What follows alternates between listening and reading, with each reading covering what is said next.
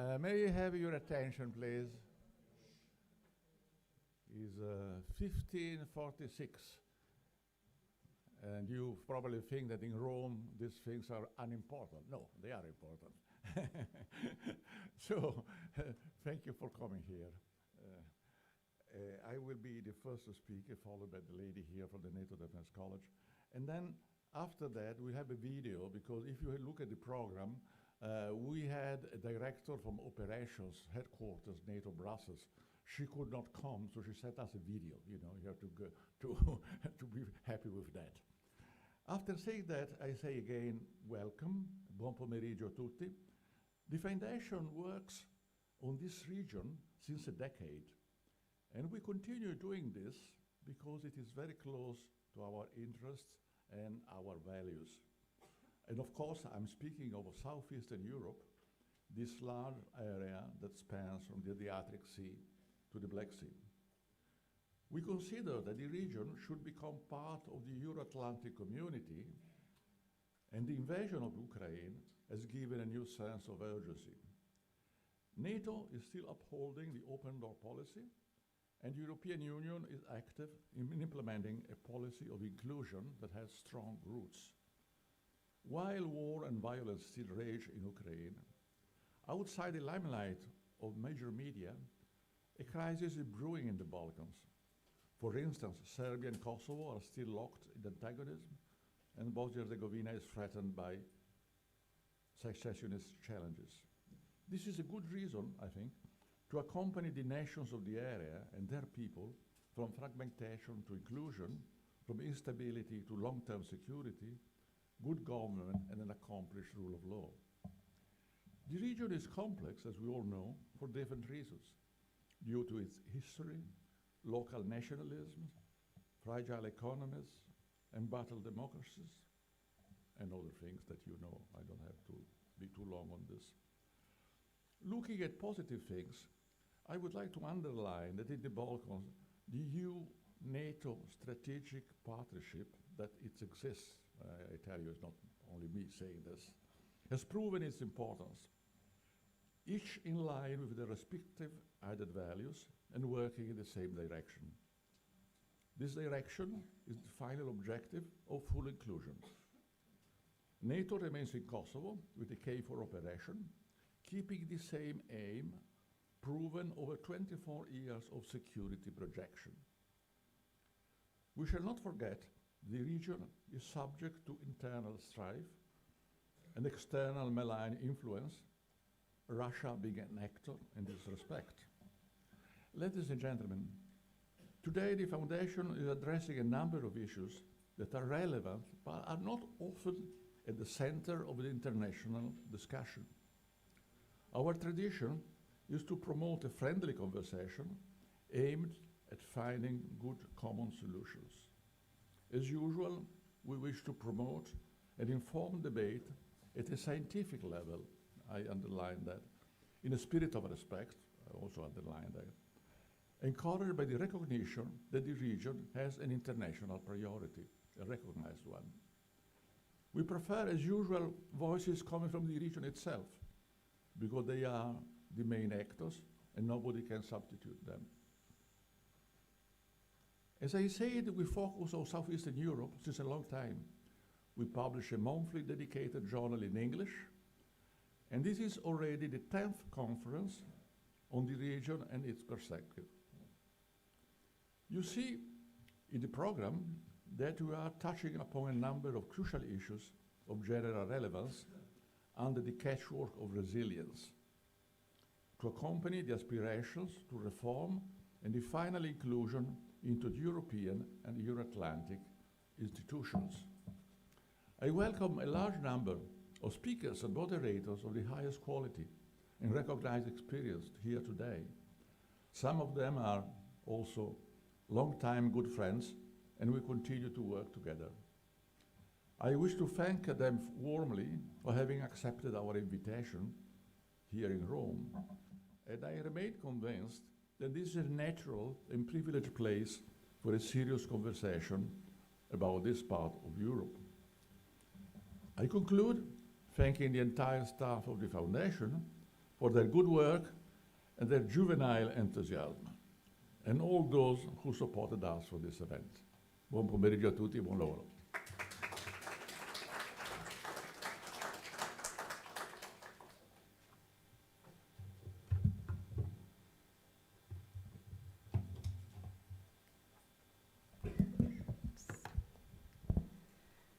Mr. President, distinguished members of the NATO Foundation, ladies and gentlemen, it is a great pleasure for me to represent the NDC this afternoon and to address you.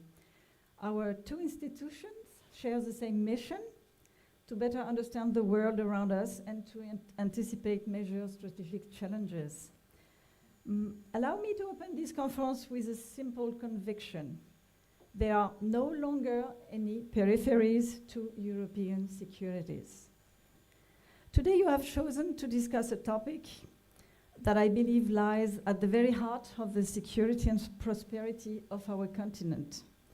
The Western Balkans and the Black Sea are no longer marginal areas, but true security challenges for the Euro-Atlantic stability.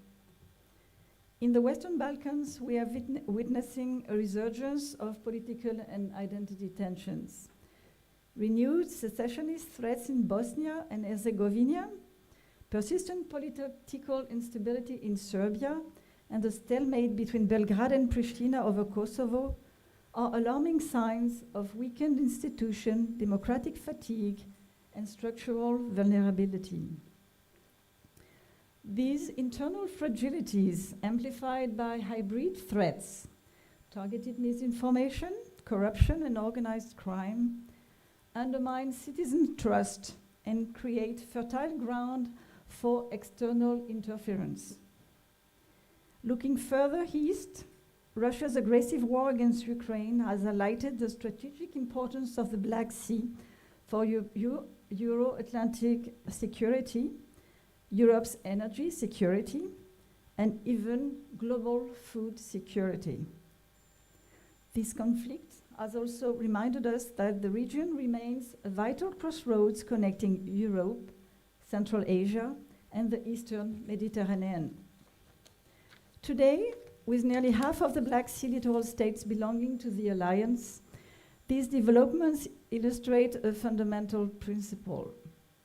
Dynamics once thought peripheral are now at the core of the geopolitical competition between Russia and the West, and their evolution directly affects the security of the entire European continent. It is therefore unsurprising to see the European Union and NATO reaffirm the central role of the Western Balkan and the Black Sea in their strategic vision, and to revive enlargement dynamics that reflect the awareness of the need to keep this country linked to the Western camp at a time where hybrid threats, internal fractures, and external interferences intersect. Ladies and gentlemen, the stability of the Western Balkan and the Black Sea is not a regional issue. It is a global challenge for Euro-Atlantic security. It tests our unity, resilience, and collective determination. Preserving this space means defending freedom of navigation, state sovereignty, and peace on the continent, as well as protecting our shared values: democracy, human rights, and the rule of law. It is in this spirit that European partners act to strengthen regional cohesion, support EU and NATO accession processes, and assist littoral countries in their institutional and military modernization. Preserving this space is, in essence, defending the founding values of NATO. Thank you.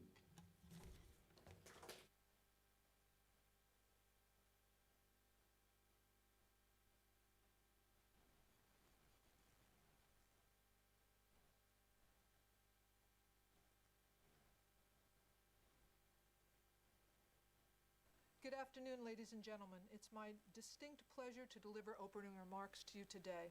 My name is Charlotte Hallengren, and I'm the Director for Operations at NATO headquarters in Brussels. I deeply appreciate an opportunity to share some insights with you on NATO's engagement in the Western Balkans and give you a sense of our strategic perspective in the region. My apologies for not being present today, as my schedule wouldn't allow me to travel and join you in person. My sincere gratitude to the NATO Defense College Foundation for organizing this high-level conference, the topic of which could not possibly be timelier. The Western Balkans remains high on NATO's agenda. It is of strategic importance to the alliance, as the secure Western Balkans means greater security across the whole Euro-Atlantic area. The region has come a long way since the 1990s, from a democratic transformation to ongoing processes that are moving it closer to NATO and to the European Union. Our number one priority in the Western Balkans is peace and stability. NATO has supported this for the past 30 years, thus allowing for and enabling important economic and social development. Yet today, we observe concerning trends that persist in the region and that require NATO's constant operational engagement, especially in Kosovo and Bosnia and Herzegovina. Divisive rhetoric, political stagnation, or any opportunities for a security vacuum have significant potential to spoil the progress that we've achieved thus far. NATO's commitment remains steadfast as we continue to implement our part of the two United Nations Security Council resolutions, UNSCR 1244 of 1999 with the NATO-led KFOR mission, and UNSCR 1575 of 2004 through a NATO presence providing operational support to EU-led mission EUFOR Althea. Alongside our direct operational commitments to the safe and secure environments of Kosovo and Bosnia-Herzegovina, NATO also empowers local security institutions to take ownership of their own security through assistance, advice, and capacity building activities. I'll now give you a brief overview of those efforts. In Kosovo, NATO's commitment is spearheaded by KFOR, which is our longest and currently largest mission. For over 2 decades, KFOR has maintained a safe and secure environment for all people in Kosovo and freedom of movement, in accordance with the UN mandate, which it continues to fulfill impartially and at all times. In these 26 years, we've made great strides. From entering Kosovo in 1999 with 50,000 troops, we are now at 4,600. This reflects an enormous improvement of the security situation, yet challenges persist. The uptick in violence in 2023, both the attacks in Banjska and Zvečan, highlight the fragility of the security situation in Kosovo. KFOR aims to ensure such attacks do not happen again. However, security cannot be left to chance, but must be actively and prudently protected. KFOR troops demonstrated this in Zvečan on 29 May 2023, where their presence was crucial in preventing loss of life. Tragically, it resulted in 93 KFOR soldiers being injured, some of them with life-altering injuries. As Assistant Secretary General Gafis had said time and time again, we at NATO feel this deeply and personally. NATO made it clear to Belgrade and Pristina that such violence must not happen again, and that it was paramount for both sides to refrain from uncoordinated actions. Today, even in the face of a more demanding situation on the ground, NATO is proactively ensuring that KFOR has all the capabilities it needs to fulfill its UN mandate impartially and at all times. Regrettably, KFOR is actively targeted by disinformation and coercive anti-Western narratives, which are not merely false, but dangerous to our troops. This is why the importance of transparency and good faith can hardly be overestimated, especially in times of crisis and when tensions are mounting. Elsewhere in the region, calls for secession and redrawing borders remains a disruptive and disturbing part of the political discourse. This retrograde thinking is dangerous, divisive, and irresponsible. NATO strongly supports the sovereignty and territorial integrity of Bosnia and Herzegovina.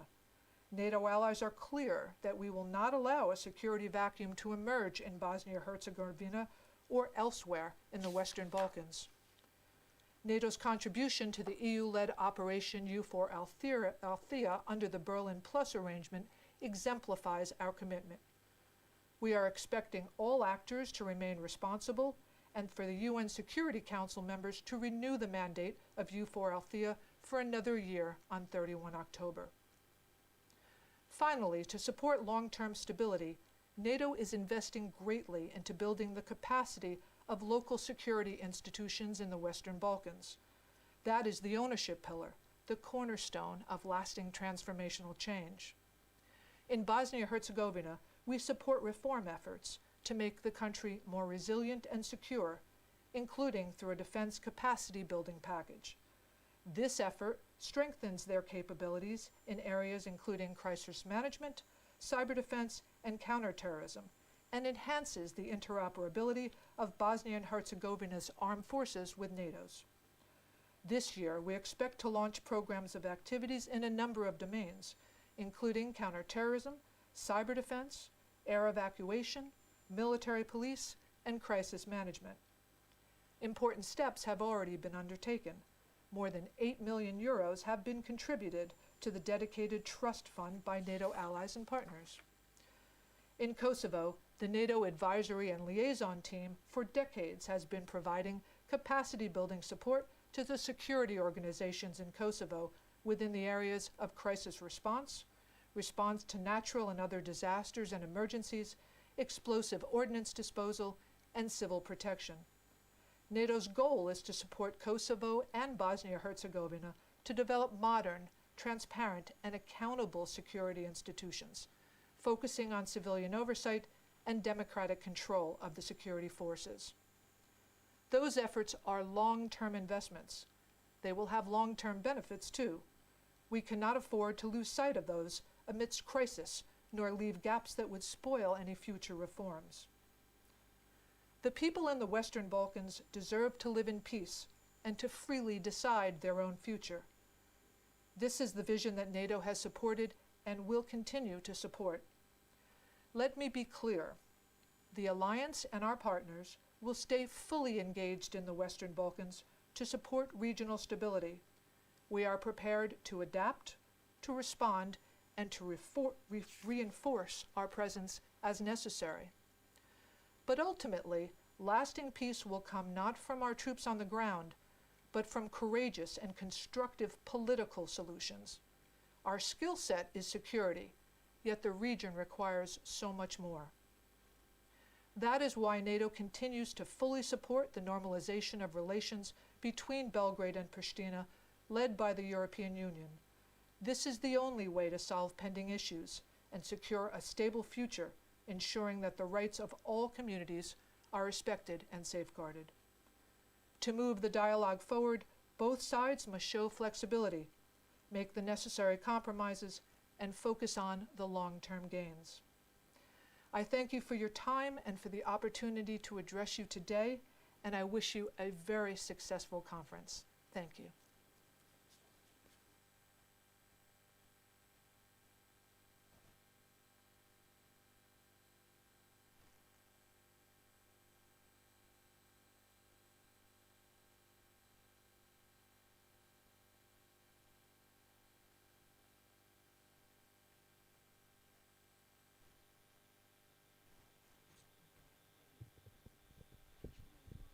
Hello to everybody. We thought that it will be a short introduction, but nonetheless, we will introduce ourselves. Please, Mr. Bill, maybe we'll you do should. that. Okay.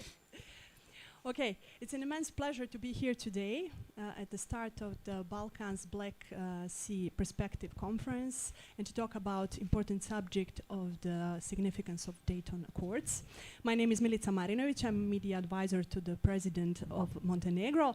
And today, our distinguished guest is a Swedish politician, diplomat, former Prime Minister of Sweden, Minister of Foreign Affairs, in the time of the Balkan, in the time of the Bosnia peace process, EU representative for former Yugoslavia. Then in 1995, first High Representative for Bosnia and Herzegovina, today an active voice about European stability, about Euro-Atlantic relations, Western Balkans. Mr. Carl Bildt, did I forget something? No. Well, definitely not a short statement for a really rich and long political career. Maybe we should start in order to keep with the time. So when you think about 1995, what is your first thought and memory? You know, I was a student of international relations, and Dayton Peace Accords was the question in my exams. And I was always wondering how it was politically and personally to bring three leaders together to sign that agreement and, you know, to end the war in Bosnia and Herzegovina. Well, I mean, first I think we should not forget that even if we focus now on Bosnia, the Bosnian drama was a part of a 10-year drama of the dissolution of Yugoslavia. That went from a rather short skirmish, you can say, with Slovenia, then rolled down in Croatia, in Bosnia, in Kosovo, and in North Macedonia. It was 10 years where the efforts of the international community in the beginning was trying to prevent the violent breakup of former Yugoslavia. That failed, has to be said.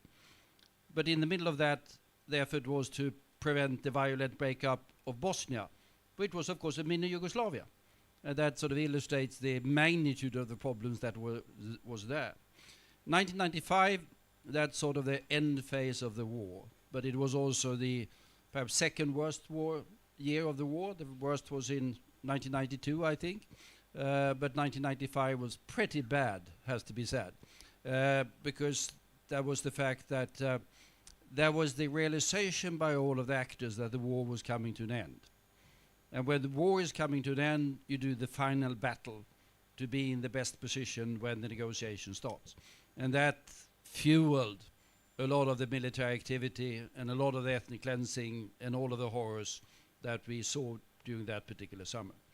The important thing that happened in 95 and made peace possible was the fact that for the first time we managed to get all of the major international actors on the same page.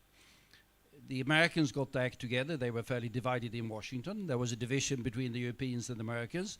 The Russians were somewhat skeptical about some of the things that we were doing. But we managed to get all of them together. And when the international community acts as one, it has force. And that was the diplomatic force that was deployed in order to forge that particular compromise that was Dayton. It has to be said, and that's of course the tragedy of it, that if you look at Dayton, it's not very different from the schemes that were there on the table, the diplomatic schemes that were there on the table before the outbreak of the war. But then the international community was not sufficiently united and not sufficiently determined, so war broke out, and then we had to go back to the drawing board and find the same drawings again and get the peace. You have some regrets from that time? Well, no, never regrets. I mean, it doesn't really help. I probably have. What could I have? Yeah, if I think at Dayton, we spent 3 weeks at the US Air Force Base in Ohio. Sounds like a strange way of spending 3 weeks, and I can tell you it was. But you see what we did. All of those were there. We spent far more time dividing Bosnia than uniting Bosnia. That sounds odd. Yeah, because nearly, I was at 80% of the effort in Dayton went into drawing maps and having the details of the military implementation. I mean, we had, during the war, we had 20,000 UN forces during the war. In peace, we had 60,000 forces coming in. Their task was to divide the armies. And as those of you who are here from NATO knows and military planning, military wants to have every single bloody detail. Every single bloody detail needs to be sorted out. So 80% of the energy in Dayton was spent on dividing the armies, and only 20% on how we should bring the country back together again. with economic and political and diplomatic and constitutional things. That was the regret, I think. We Europeans were complaining somewhat, but it didn't always help. But it was a united team. Looking at the Bosnia and Herzegovina today and what is happening, did the Dayton Accords fulfilled its purpose? Do you still think that they are a framework for a functional and stable Bosnia and Herzegovina? Well, I mean, I would not have recommended that constitution to Sweden. But Sweden didn't have a civil war, and Sweden is not a sort of... I sometimes make... But it's a very complicated structure, the constitution of Bosnia. But I say that if you take a spectrum in Europe, you have, on the one hand, a complete failure is Cyprus. Because the Cyprus constitutional settlement has broken down completely. There's nothing. And we have UN forces patrolling a dead zone in the middle of the capital of the European Union city. That's a complete failure. On the other end, you can say we have Belgium, which is a fairly complicated thing. I mean, every time we have to ratify an agreement in the European Union, it has to go through 6 different parliamentary bodies in Belgium. If you are, for example, those of you who are in Brussels now and see the mess on Place Schumann, which is due to the fact that they can't set up a government in Brussels. It's like Mostar. But Belgium works because it has somewhat stronger institution. It has social insurance on the federal level, and that helps. Bosnia is somewhere in between. It sort of works, but could work better. And had I wished something, it would have been for the politicians of Bosnia during those 30 years to come together and improve the framework of Dayton. But they've not been able to agree on that. When you're talking about it, since you were the first High Representative, talking about your successor today, Mr. Schmidt, and also how do you assess his actions in the recent months and also the actions of political leaders in Federation and Republika Srpska? I have as one of my principles in life that I never assess any of my successors in whatever positions I've had, because that tends to be that it was better before. It wasn't. So I'm not assessing him. Assessing the politicians of Bosnia, I would have to be rather critical. Because after the war, when we closed down the war, we spent a huge amount of money. I mean, if you go to Sarajevo today, you don't see any sign of the war whatsoever. I mean, I can go and find something because I know where to see it, but otherwise you don't. Huge amount of money in rebuilding the country. But the politicians often saw peace as the continuation of war by other means. And that means that they go back to, whenever there's an election, they tend to go back to the nationalist rhetoric and say, those are the bad ones, vote for us to protect us against the other bad ones. So politics have been fairly divisive in the country, which has been to the detriment of the country. But it has to be said, I go back to Bosnia virtually every year, avoid Sarajevo as much as well, I wouldn't say that, but I mean other places in the country, so to see the real country. I mean, there's been less inter-ethnic violence in Bosnia than in Sweden during the last 30 years. No violence. What we spent a lot of time on in the beginning was, as I say, the division of the country, what's called the inter-entity boundary line. We have tanks and troops and whatever to prevent clashes and whatever. Today, I mean, Peter and myself, we know exactly where the IEBL was. We know when we pass it.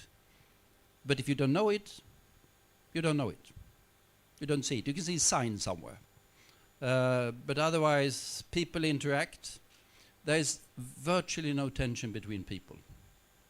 There's tension between the politicians, but virtually no tension between people. Does that mean that they all love each other? No, people seldom do. They don't do that in politics of Sweden either, I have to confess, although it's not quite as bad.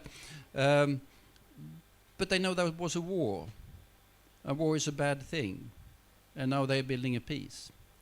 The thing that worries me, if there's one thing that worries me, not only Bosnia, but generally in the Balkans, is of course that young people are leaving.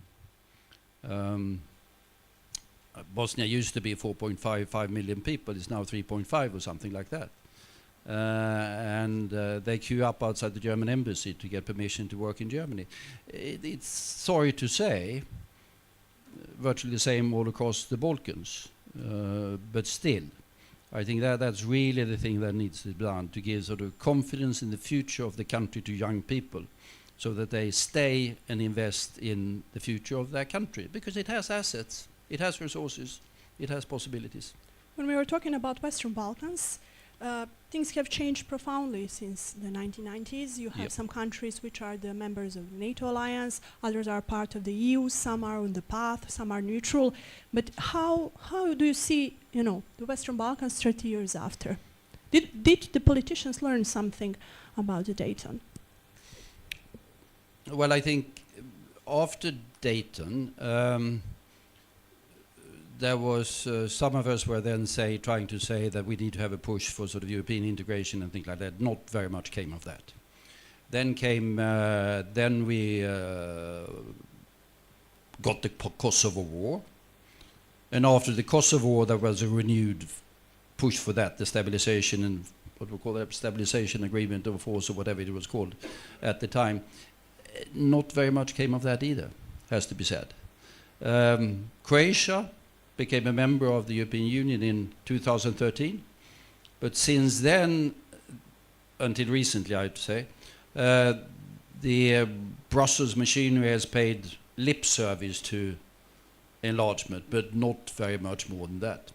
And that has been bad, because that means that the impetus of enlargement has been sort of the driving force, the soft power has been weakened. It's slightly different in different parts of the country and different parts of the Balkans, but we should have done more in terms of driving integration and driving reform. Because without that drive from Brussels, it doesn't happen.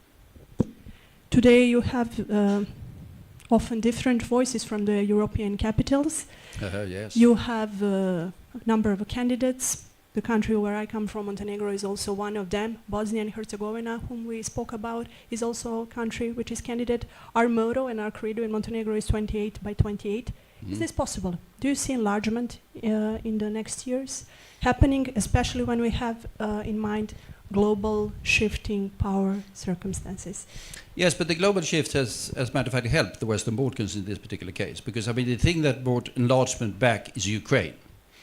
It was fairly obvious, and I sort of vividly remember the significant shift in primarily the French position. The French had been essentially against Western Balkan enlargement, essentially couldn't think about Ukraine. But then came the war, and the French turned around. And when they turned around on Ukraine and on Moldova, then you have to turn around on the Western Balkans as well. So the fact that Ukraine is now on the agenda, the strategic imperative of that in order to create stability in the east of Europe, has brought the Western Balkans back on the agenda. And then we are sort of back on all the minute details of what they're doing or not doing. Albania and Montenegro are probably in the lead, but we still have major problems. We have the ludicrous situation where North Macedonia is still blocked by the Bulgarians for reasons that you have to have a fairly high degree in history in order to understand it. And we have, of course, the fact that the Serbia-Kosovo war ended out without a peace agreement. So we still have a situation where Kosovo is not recognized by 5 members of the UN, is only recognized by roughly half of the members of the UN. And that creates significant difficulties for the entire process, including Serbia, but Kosovo as well. When you're speaking about war in Ukraine, let me get back to the NATO Parliamentary Assembly, which was held in May in Dayton. They, since marking the 30 years of the Dayton Agreement, they urged a deeper engagement of the NATO, warning that the peace in the Western Balkans remains fragile. Is this a serious concern now? I wouldn't say it's necessarily fragile. I'm not that worried about Bosnia. Well, I'm worried about the aspect of Bosnia that I mentioned. Young people leaving, not sufficient emphasis on the economy, the politicians not getting their act together, although they've been slightly better the last few weeks, I have to say. They've taken some significant steps that were somewhat unexpected. But in terms of sort of fracturing or secession, I think those fears are not there.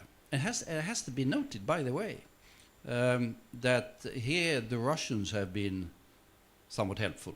I mean, whenever Dodik goes to Russia, I don't know if you saw that when he was over there a couple of weeks ago, we saw Lavrov, there was a press conference, and the Russians are very, very, they put a big Bosnian flag behind him. And in order to say that we might disagree with a lot of what the High Representative does, and we think that NATO is a bad thing, and blah, blah, blah, but the territorial integrity of Bosnia is still something that they support. And that's important. That is important, closing down the secessionist.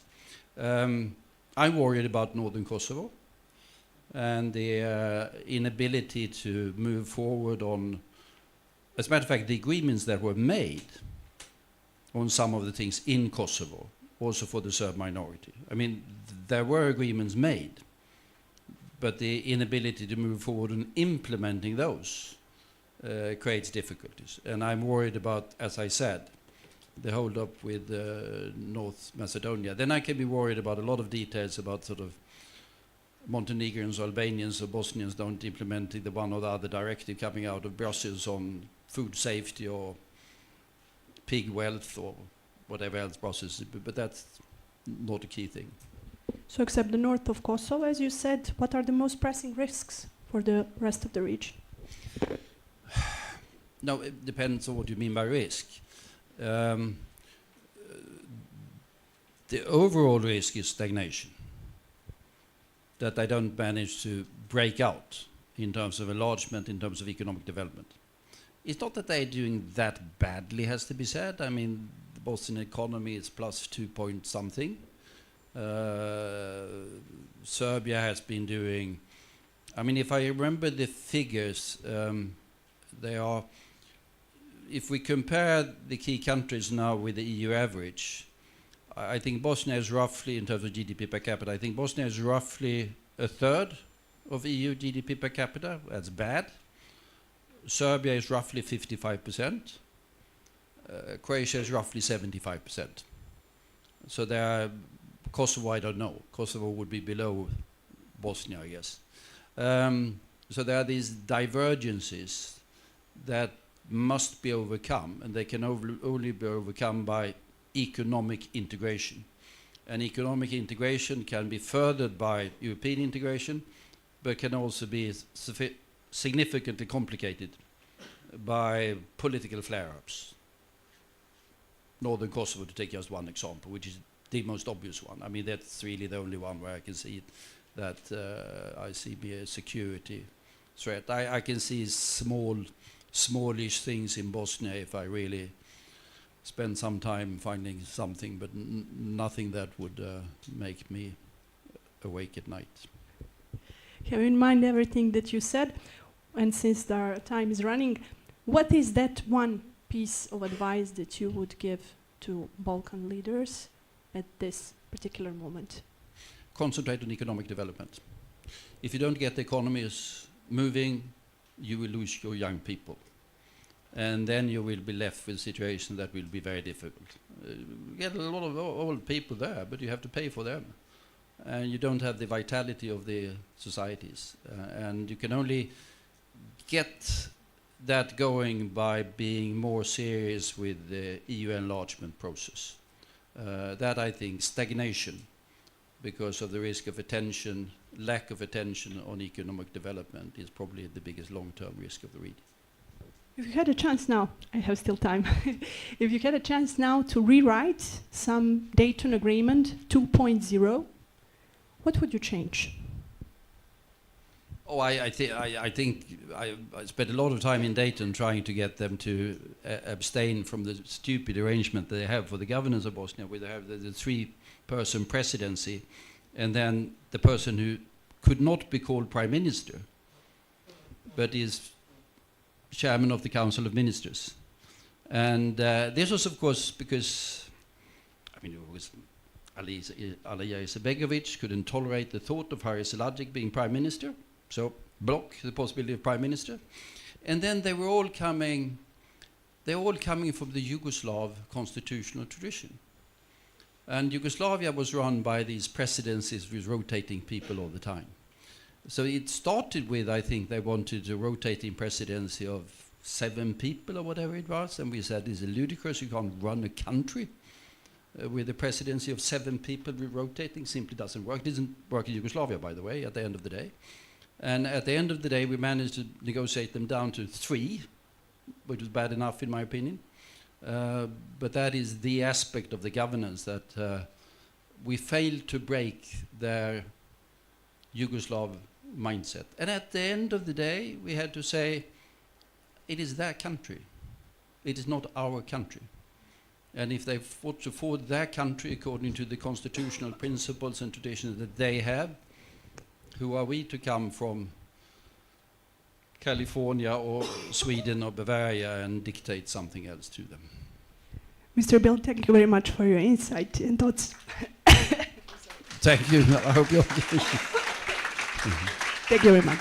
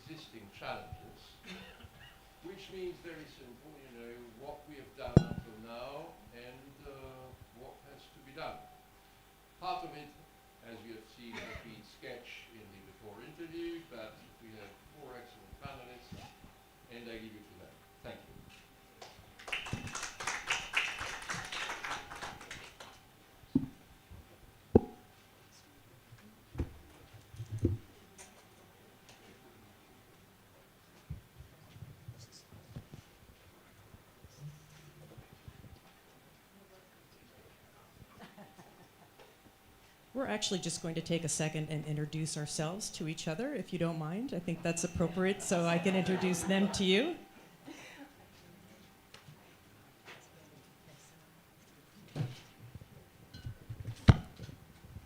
Good afternoon, everyone. Don't you love these bar stools? There should be a cocktail sitting here, I think. My name is Laura Jakes. I'm a foreign correspondent for the New York Times, based here in Rome. I was moved here 3 years ago after covering the State Department and the Pentagon in Washington for many, many years. My assignment here was to start covering NATO support to Ukraine, which has broadened into deterrence, military deterrence, more European-wide. So you can imagine my response, or my surprise over the summer when I was talking to a general from a NATO state here in Europe, and I wanted to talk about Russia and Ukraine, and he turned the conversation very quickly to the Western Balkans, volunteered to do that. And he told me that the world should be paying more attention to the Western Balkans because tensions, he said, were running so high that it was going to again become the proverbial powder keg that we had been hearing about for the last 30 years. Again, I know that's a term we've heard for a long time, and after listening to Mr. Bildt, I wonder if that's a little alarmist, but this is what this particular general said at the time. And I assume that's mostly because Milorad Dodik was still in power, and this general was very concerned about his efforts to undermine the Dayton Accords and the High Representative's efforts to enforce it. But of course, it did get me thinking about how the West spotlight has swung away from this region. It was a horrible, obviously, thing that happened on Europe's doorstep in Europe. And then we, as an alliance, got distracted by 9/11. And now, of course, we have the invasions of Ukraine starting in 2014, and then again with the full-scale invasion 3 years ago. And I just find that so striking, and clearly this general did as well, considering how strategically important the Western Balkans are to Europe. And just as an example, the Western Balkans did not merit even a mention in the communique at the NATO Leaders Summit this June in The Hague. EU accession talks are still going on, as they have been for years. We know Russia has always been a driver of instability through its influence in Serbia and Republika Srpska. And it is still leveraging energy dominance and political patronage there and seeding disinformation across the rest of the region. Meanwhile, as I'm sure we all know, China is funding at least hundreds of infrastructure, energy, and manufacturing projects in the Balkans. About a year ago, the tally was that they had invested about 32 billion euros in the region. About a third of that was to Serbia. And of course, we can't forget the massive cyber attack by Iran and some of its agents in Albania that obviously sought to sow distrust in financial institutions and undermine the government. As one analyst put it, a fragmented Western Balkans weakens the broader European order and undermines transatlantic security objectives. So, today we have 3 experts who will guide us through the region's challenges and how to counter them. Zeynep Almendash, the Director of Foreign Policy Program at EDAM in Istanbul. Peter Sorensen. Sorry, I'm going to jump around here just to keep everybody on their toes. Peter Sorensen is the EU Special Representative for the Belgrade Pristina Dialogue and Western Balkans regional issues. Big breath after that title. It's a long one. For the EEAS, which is the foreign policy arm of the EU in Brussels. And Vesla Cherneva, the Deputy Director of the European Council on Foreign Relations in Sofia. Based in Sofia? The European Council on Foreign Relations is based in many places, but yes, based in Sofia. Sure, understood. So I'm going to turn it over to our panelists to give some introductory comments, and then I will have some incisive questions, obviously, to ask of all 3 of them, and then I will be opening it up to the rest of you to ask questions. I'm sure you came prepared, and I'm sure, honestly, your questions would be much more interesting and insightful than mine. So, Zeynep, why don't you start us, please? Thank you. It's wonderful to be here. Thank you for the invitation. So what I was told to do was to talk about the evolving role of NATO post-Trump 2.0 and its impact on the Balkans. So I would try to basically draw a frame about how Trump's effect on NATO actually is actually enrolling. One of the things I think we all know what he did. We all know what Marco Rubio said. But last month, during his speech at or this month actually, during his speech at the UN, he said that the US champions sovereignty and rejects globalism in front of the 192 members of the UN. So I think one of the things that we should be very careful upon and really remember all the time is that not only US's credibility as a stabilizer, both in the Western Balkans and the world has shrinked or like completely eroded, but the institutions are also weakening. So the belief in not only belief in the institutions are also weakening, but also the divergences within the institutions are weakening. What we academics call usually is thinning of the institutions. Yet the more important part is this, that multipolarity was already in the cards since the end of the Cold War, but what Trump's move has done is that he highlighted the significant divisions in the post-World War II order. So, and encouraged alternative power centers. So not only Russia and China, but middle powers are also regrouping under various institutions. Moreover, Trump also disregards multilateral diplomacy, and he prefers leader to leader, bilateral relations. And this actually sidelines formal frameworks for conflict resolution, and I think that's one of the biggest challenges that we are facing right now. And NATO leaders, as our video speaker also made very clear, are aware of this. In March 2025, Mark Rutte visited Sarajevo. He said, NATO's firm commitment to the stability of this region and to the sovereignty, territorial integrity, and security of Bosnia and Herzegovina is intact. He also mentioned the Dayton Peace Accords and how they are still the cornerstone. Then we had the Parliamentary Assembly report in September 2025 that underlined that Western Balkans is increasingly vulnerable to malign external influence. They were talking about Russia, they were talking about China, but also there was a lot of debt sustainability concerns, there were a lot of long-term governance concerns.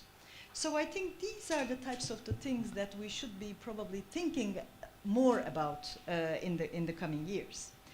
One of the things that I would thus advise or suggest that we would start thinking about very soon would be two things. One of them is these hybrid threats definition of the NATO, which actually Rutte is also kind of thinking about nowadays.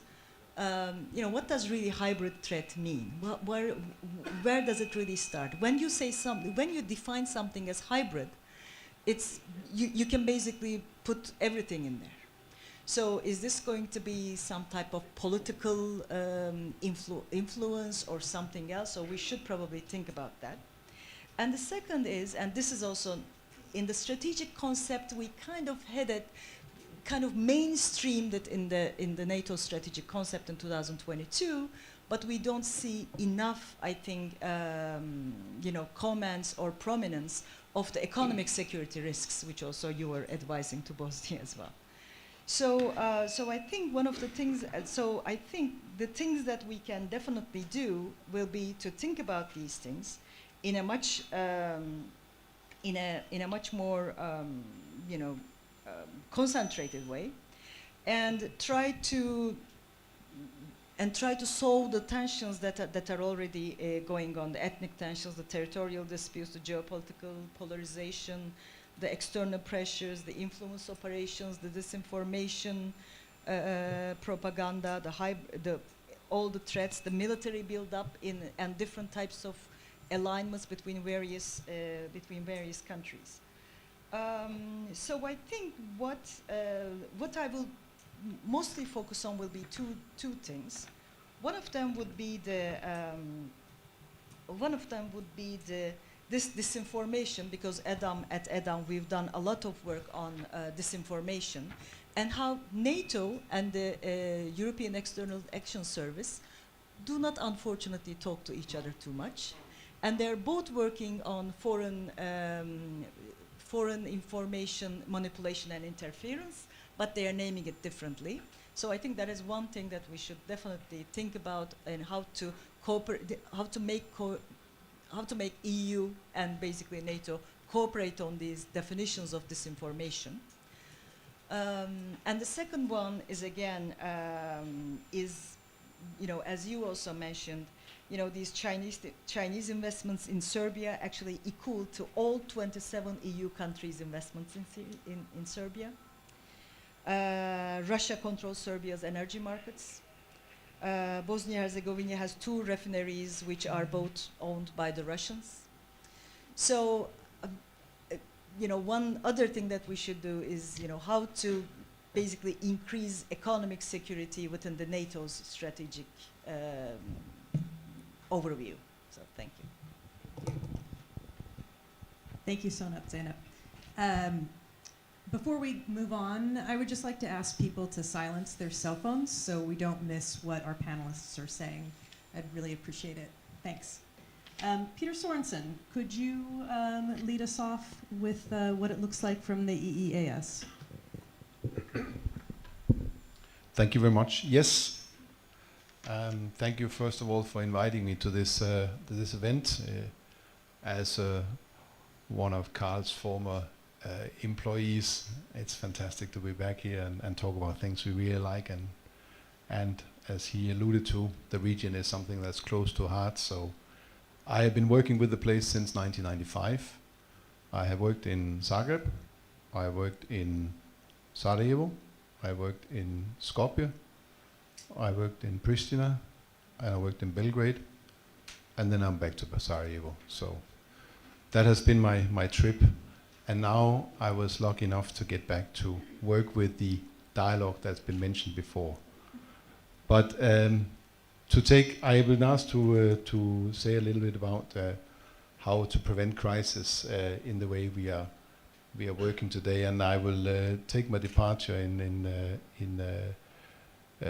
Operations Director Hellgren's words about the dialogue, because that's one of the few areas in which the military and the civilian comes hand in hand in the region today.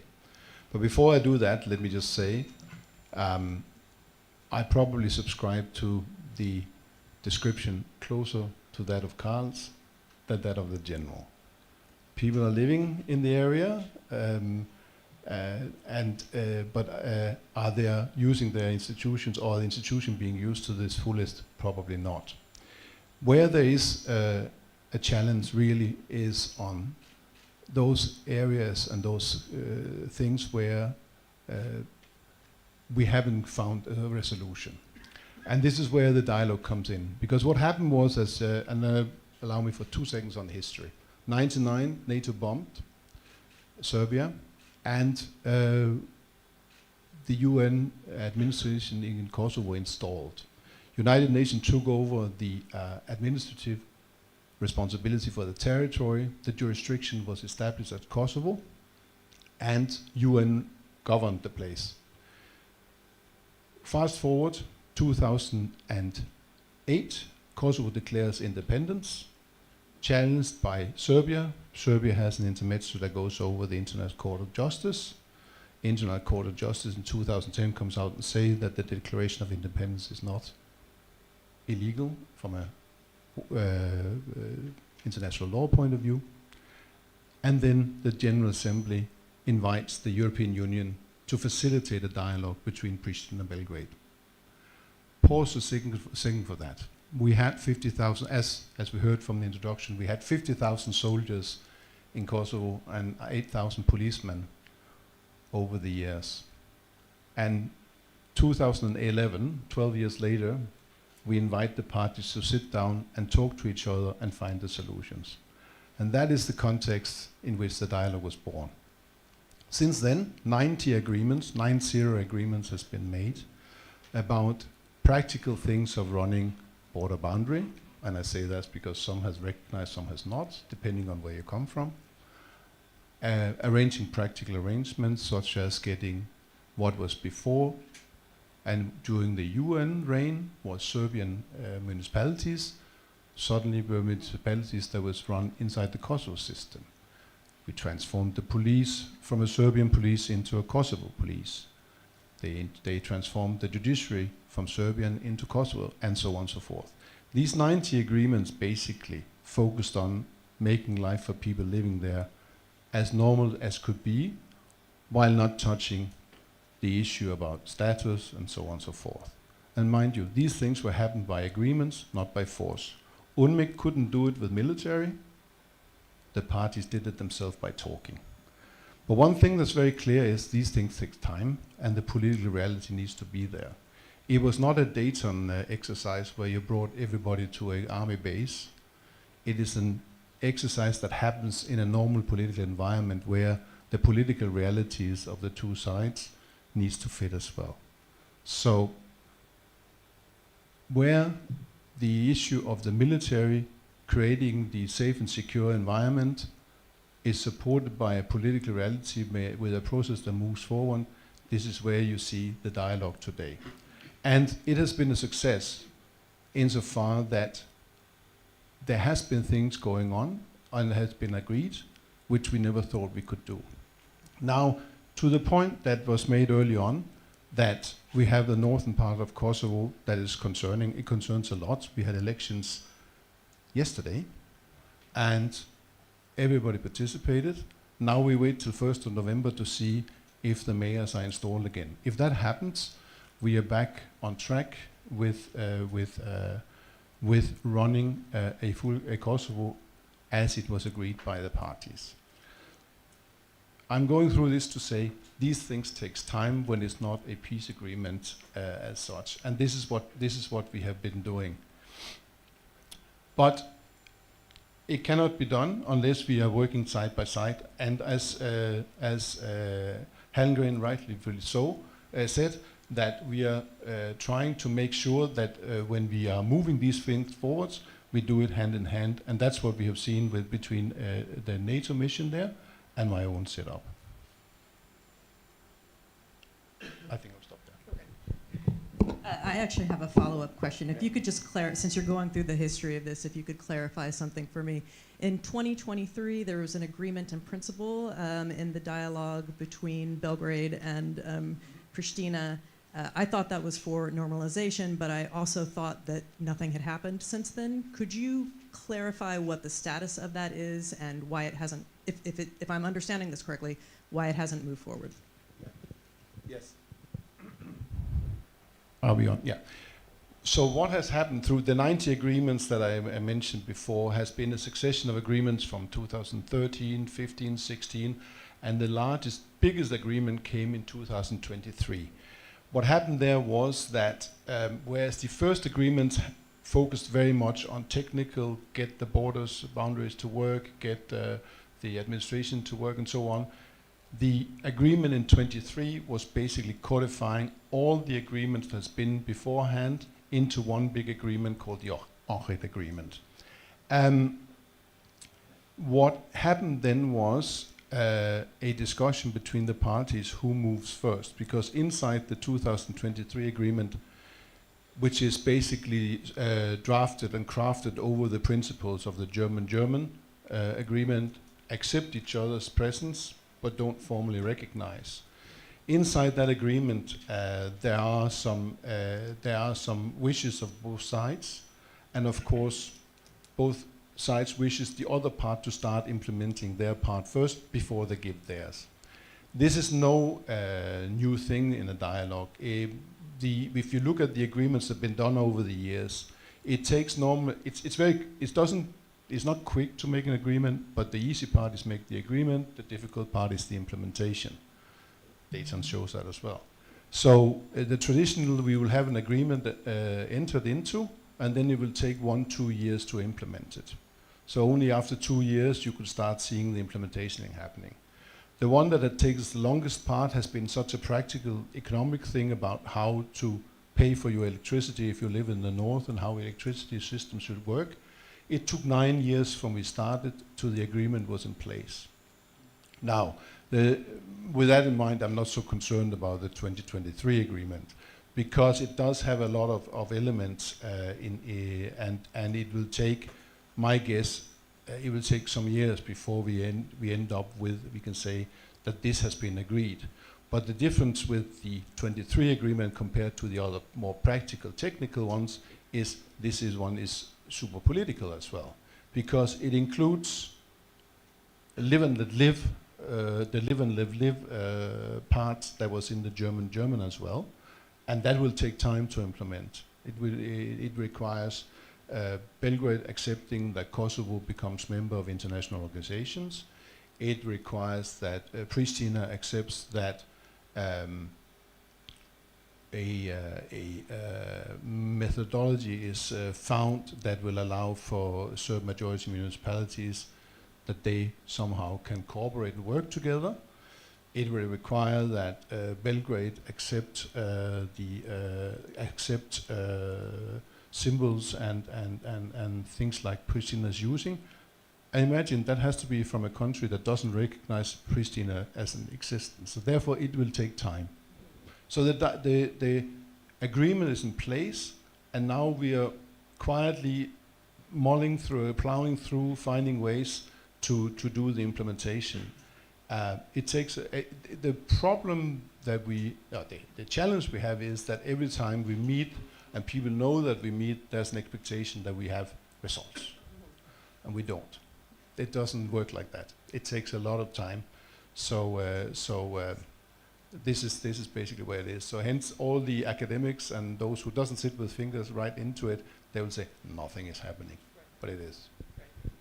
Yeah, I would just comment that results are what spur resources, right? I mean, that's where you get more buy-in from your countries to continue supporting this process. And Vesla, just give me one more second with Peter, because I want to push on you on this. Is there a deadline for ratification of the 2023 agreement?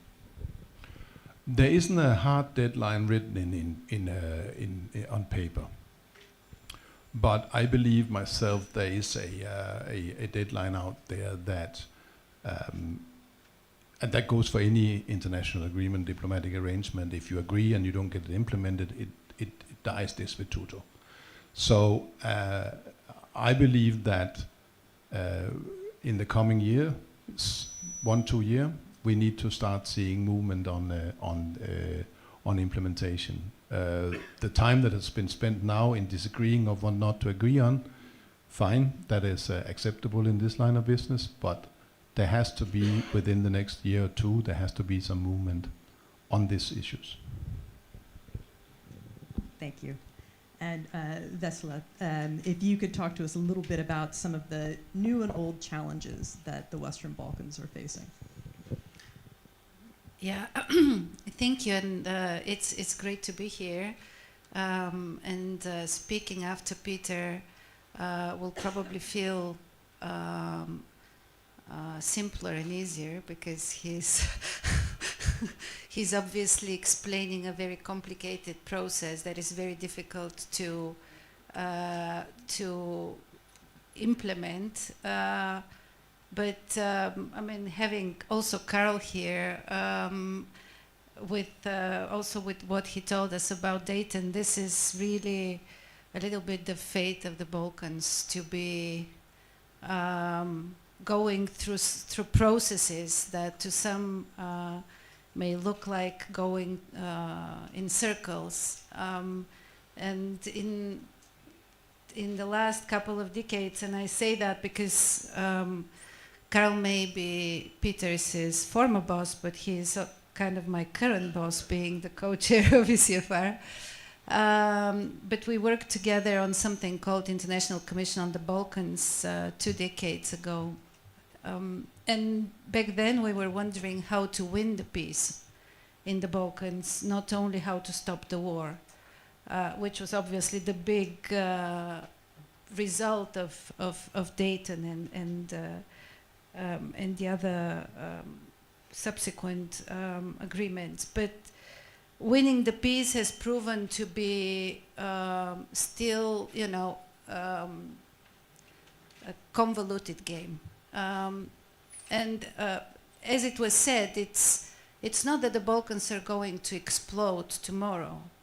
The story there is really about demography, about economic development. It's, by the way, also about democracy and what happens with the democracies in those countries, because the more they get disappointed by their perspectives to join the EU, the less it becomes probable for the reformists in those countries to kind of win the trust of the publics. Also, it's very difficult to do reforms when you don't have allies, and the biggest ally of all the reformers has always been the EU and NATO.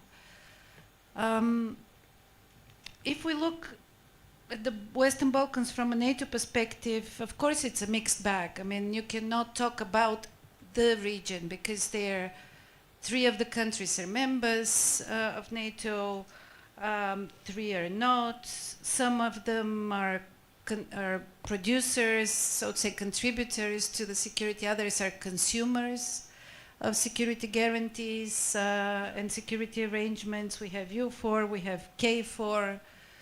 We remember the Banska incident in Kosovo, which was the highlight of the security risk that still the Western Balkans present. But there is, of course, the whole movement within NATO. I mean, everything that has happened in the last year looks like a roller coaster also from a NATO perspective. it started with the French president saying that NATO is brain dead. Then now we have the American president talking about NATO as they. We have a lot of diverging interests vis-a-vis the Russian war in Ukraine. We have the real estate democracy and so on. And yet, in the Western Balkans, NATO's mission seems to be intact, seems to be clear, and it seems to be, as Peter also mentioned, in sync with the EU in its main points. So on the one hand, there is the issue of trust. So how much can countries in the region and societies in the region trust NATO and EU? And on the other hand is how those two cooperate. And I think the fact that there is this blurred horizon in terms of the EU integration has created not only, as you said, space for third actors, China and others, but it also has created space for internal, let's say, bilateral arrangements. I mean, we have seen new, they call them military alliances. These are actually political declarations. On the one hand, Croatia, Albania, and Kosovo wanting to work together, and then immediately Serbia, Hungary, and Republika Srpska also signing some sort of a program for military cooperation. This may not have any substance in terms of real kind of military cooperation, but it does sound a bit, what should I say? It recalls old stories in the region, which makes it kind of not having a really very positive connotation. And last but not least, what Zainab started by, the hybrid threats in the Balkans, something that we have not been we have not been able to tackle that through the EU, and this is obviously a blind spot, a huge blind spot for the EU. And this has become the name of the game in the region. It is obviously about media, about manipulation of public opinion, but it's also about, you know, training Moldovan interference officers, so to say, in Serbia in order to get the pro-Russian vote in Moldova to prevail. I mean, this is actually a much more complex and complicated set of threats on the societal level that we're discussing. I will not spare you also the elephant in the room, which is the state of the Serbian democracy and what is happening right now on the streets of many Serbian towns. This is in its own right a factor of, let's say, instability, if not societal change, but how do we address that, given especially the hybrid openings that we can see there is also a big question. And to conclude, I think, because the Black Sea was also in the title of this event, I want to say that if there is a bigger role that NATO would play going forward in the Black Sea region, and that most probably is going to be the case, I think the Western Balkans are probably going to resort even more to their EU kind of side of the coin, so to say. And that means that the EU has to be much more prepared to tackle all sorts of challenges, including the ones that we just discussed: hybrid, democracy challenge, and security challenges more broadly. Thank you. I want to stay with you for a moment. Almost a decade ago, you wrote about a, quote, firefighter approach that Europe had taken toward the Western Balkans, which I understood to mean was more of a reaction instead of strategizing on how to work with the Western Balkans and how to help the situation. And I just wonder now, we hear so much from NATO, Mark Rutte says it all the time, that regional leaders need to take the lead to move forward. I think Carl said something about it, or the operations director did as well. Exactly how is that supposed to manifest, do you think? And do the regional leaders have the resources to do something like that? The firefighting mode of the EU was basically because the EU did not have any ambition at that time to enlarge. I mean, this was quite clear to the region. We saw this changing big time after the beginning of the Ukraine war. We discuss much more the EU being a geopolitical actor, having much more geostrategic considerations, also vis-a-vis the enlargement. I was in Montenegro last week, and the Montenegrin government indeed wants to be finished and in 28. I don't know what here the audience feels is the mood in Rome, but I do not feel huge enthusiasm in the European capitals. And if this is the case, if we miss the opportunity to prove that the enlargement is alive, this is also going to present a big security risk, because then the leaders of the region will be right to turn around and say, you know, you actually don't want us, you don't mean it really, so why should we make the effort? If this is the case, we have to be very careful in calculating what is that we can offer them.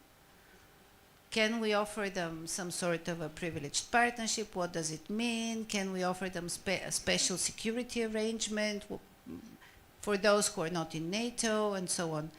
But this has to be really thought through, because I think muddling through, like we have been doing this in the last 10 years or more, is just not good enough anymore. Yeah, I think that's a good way of putting it, the muddling through this process. And Zeynep, when we think about the evolving role of NATO in this new scenario, you took it to Trump, which I think is right. My first reaction was to the evolving scenario of Ukraine and the priorities that NATO puts on Ukraine versus other issues. And as you have both said, the evolving threat of hybrid is ever growing. And I think NATO and most countries are struggling with how to address this. I'm wondering if you have ever seen, or if you think anything you've seen of some of this disinformation, manipulation of public sentiment rises to an Article 5 violation, and at what point, I know that's a lot to ask of you because this is a huge question that NATO is dealing with right now, but hybrid is something that you brought up. Naming and shaming only goes so far. Is this something that needs to be dealt with only bilaterally, or should NATO take a harder, and the EU, I suppose, take a harder approach to it, especially in a place like the Western Balkans? I mean, whatever we read or learn about the Western Balkans and interference to elections, it all comes to, at the end of the day, it all comes to you know, the Russian misinformation channels, and not only misinformation, but as Vesela mentioned, you know, training of you know, different agents. I think it will be a stretch to go to the, you know, Article 5, but on the other hand, you know, we started going to Article 4 so often that I don't know whether we will need to go to Article Twice 5 in 2 about weeks. that. That was unprecedented. Oh my goodness. Sorry, I don't mean to interrupt, especially with feedback, but it was quite unprecedented for that to happen. That's what I'm saying. But no, I think what I mostly try to underline is the fact that, I mean, NATO is a type of organization that actually has always known how to renew itself. You know, it always reinvented itself. It's changed itself, although it's of course it's a defense corporation. And I was thinking that, you know, oh my God, Zeynep, you're going there and you're going to say that, you know, oh, we should think about economy, which is completely against, you know, everything that NATO mostly stands for. But then I really believe that these questions are not actually separable from each other.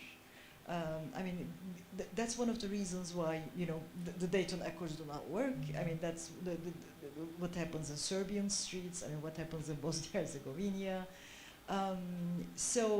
And I think one of the reasons why I also linked it to Trump is basically this is the end of the liberal international order, and we are going through it.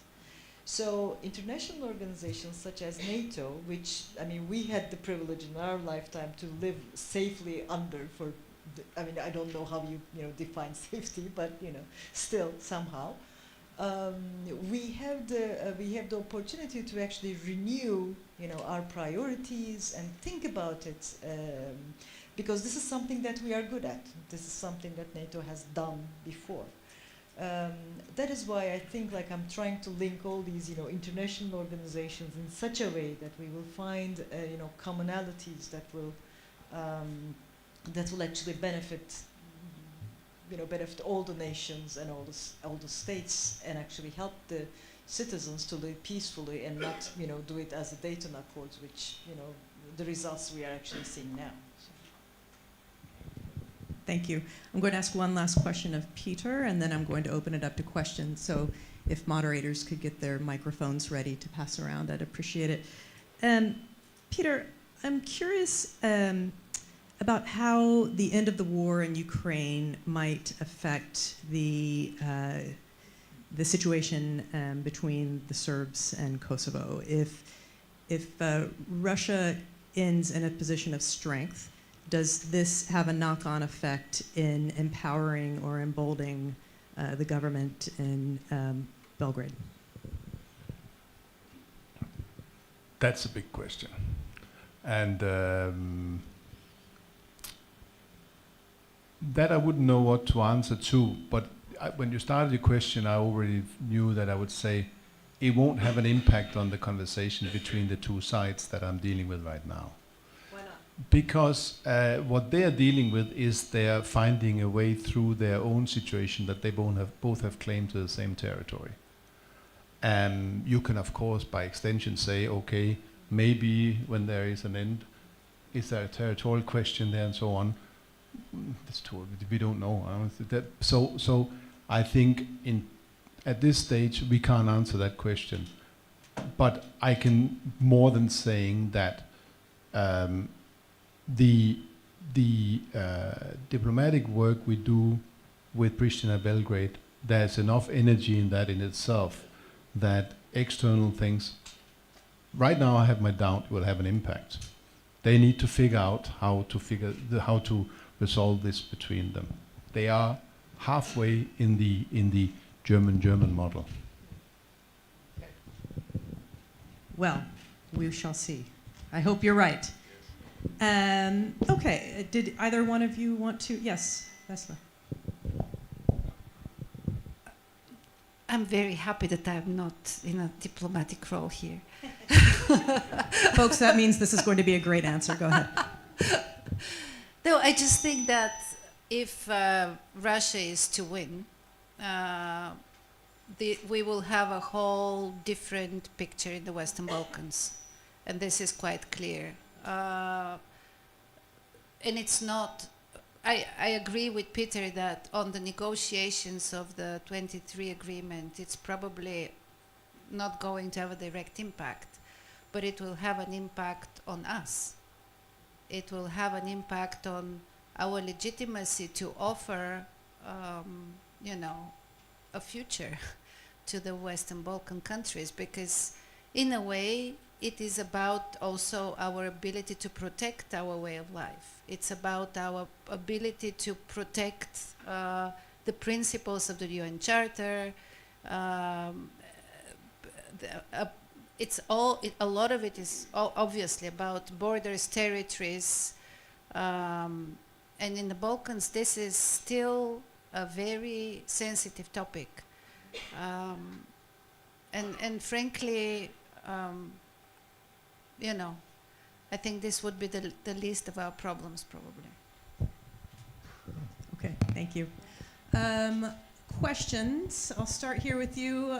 Just a friendly request. Please ask crisp questions and not chatter on for a bit.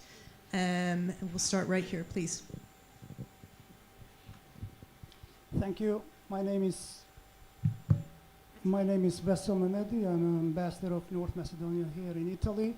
I have one question, and I want to zoom out from all the problems that were mentioned by all the panelists, and I'm absolutely, you know, thrilled to hear Carl and Peter and all the rest.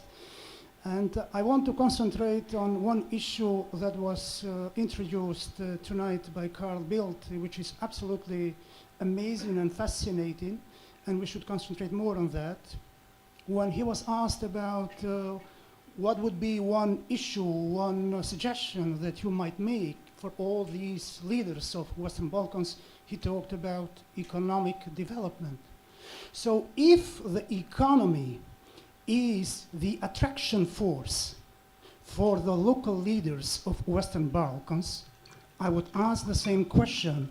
What would be the attraction force for all the international players that Carl talked and everybody talked, that US cannot understand each other within NATO, within EU, there is an enlargement or not?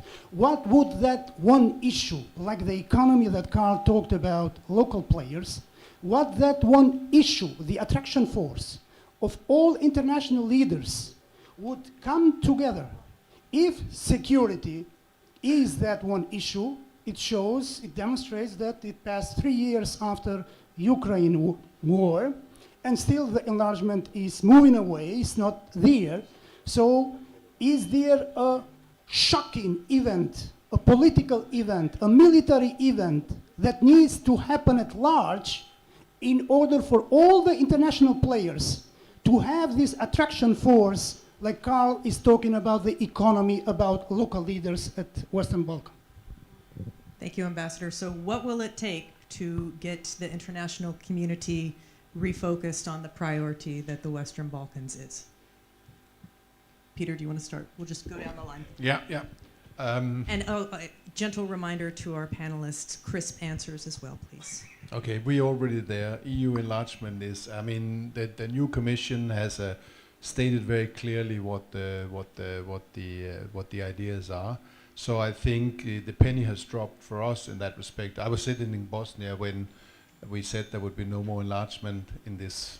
It was in 2014 or something like that, and saw what that did. I saw the effect of this, but it's a different situation now. The number of meetings in the process is okay, but I'll keep it crisp and just say we're already there.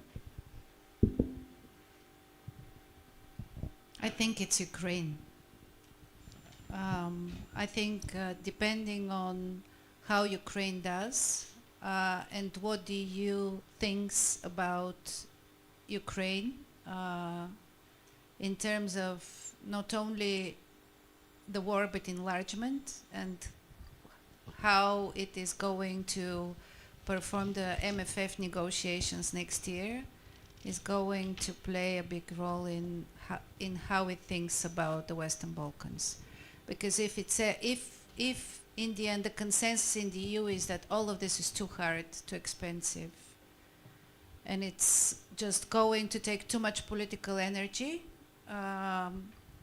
that is definitely going to be valid also for the Western Balkans. I think from the Turkish standpoint, and I don't do this usually because I don't usually talk with the states policies, but it's I think from the Turkish standpoint, I mean the Prime Minister, the Foreign Minister Fidan also just recently said that this is the EU membership for the Western Balkans is the way that is the only way that the Western Balkans are going to be again on the spot. But also he emphasized other types of potential cooperation between Turkey and Turkey and the Western Balkan countries. For example, about customs union. So I think those types of changes would actually, EU membership for the Western Balkan countries would actually bring somehow better development to the Balkans. Peter, am I understanding correctly that there are accession talks underway with Serbia? There are accession talks underway with Serbia. Okay. Yeah. Okay, hold that thought. Another question. In the back, this gentleman, I saw you. Yeah.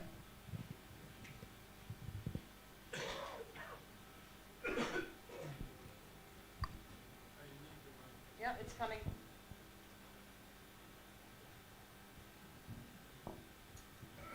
Good afternoon. My name is Tullio Morganti.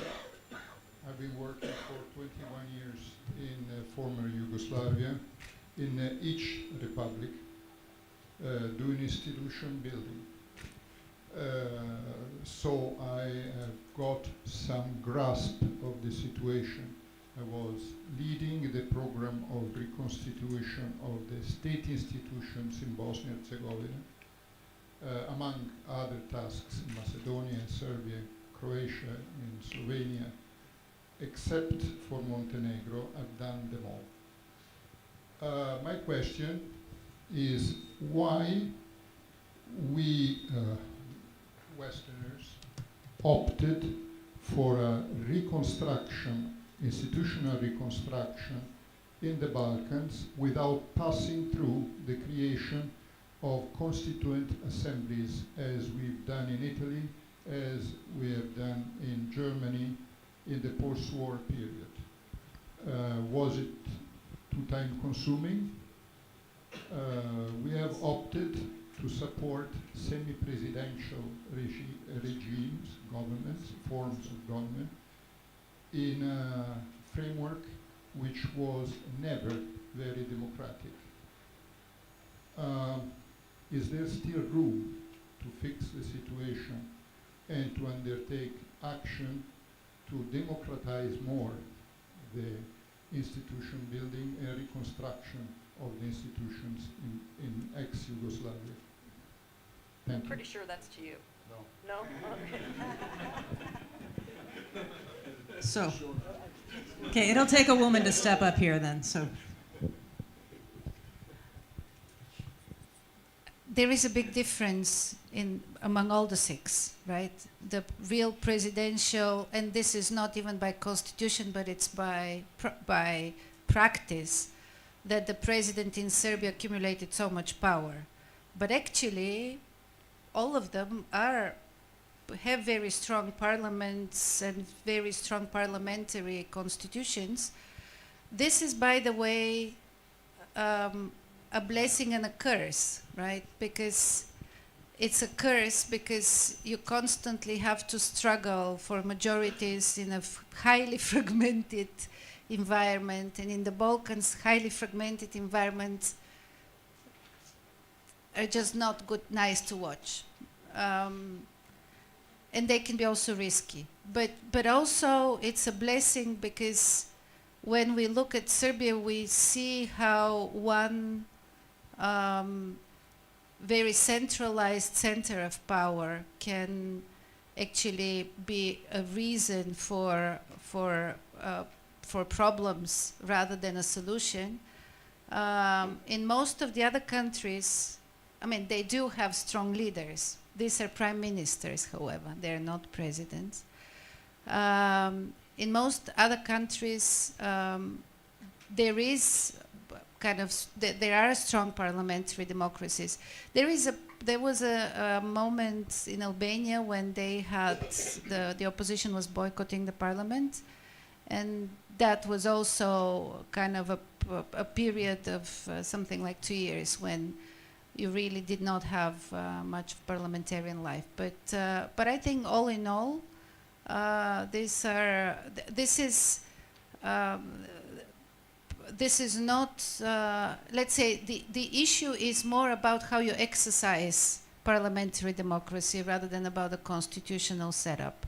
Because if you look at Hungary, for instance, it's a country that has a system that should produce legitimate majorities, but you have somebody like Mr. Orban who is not only creating hyper centralized power, but he's also becoming the role model for the Western Balkans. Would you like to add? I mean, this is not a direct question, and I think the gentleman who asked the question knows the answer better than most of us, since he's so experienced in this. But I'll just tell a joke about when the Turkish EU accession negotiations were going on. We were actually joking to ourselves. We were like, oh, we wish we were like the Balkans because they didn't have a constitution before, or like they didn't really have a democratic background before. So it might actually be easier for them to accede to the EU and get the EU acquis much easier into their constitution. But of course that didn't happen either. So just to kind of follow up and to come back to this pen that I put in the question, I myself as a journalist, and I think many in the West now do look at so much through the prism of Ukraine and Ukraine's experience. And 2014 with the invasion of Ukraine, the takeover of Crimea, which was started by the Maidan protests, which were a result of Ukraine wanting to turn more Western and wanting to become part of the EU. And so I wonder, is that at all a concern in the Western Balkans, specific to maybe Serbia? Is there a concern that Serbia's efforts to become an EU member might go backwards in the way that it did for Ukraine?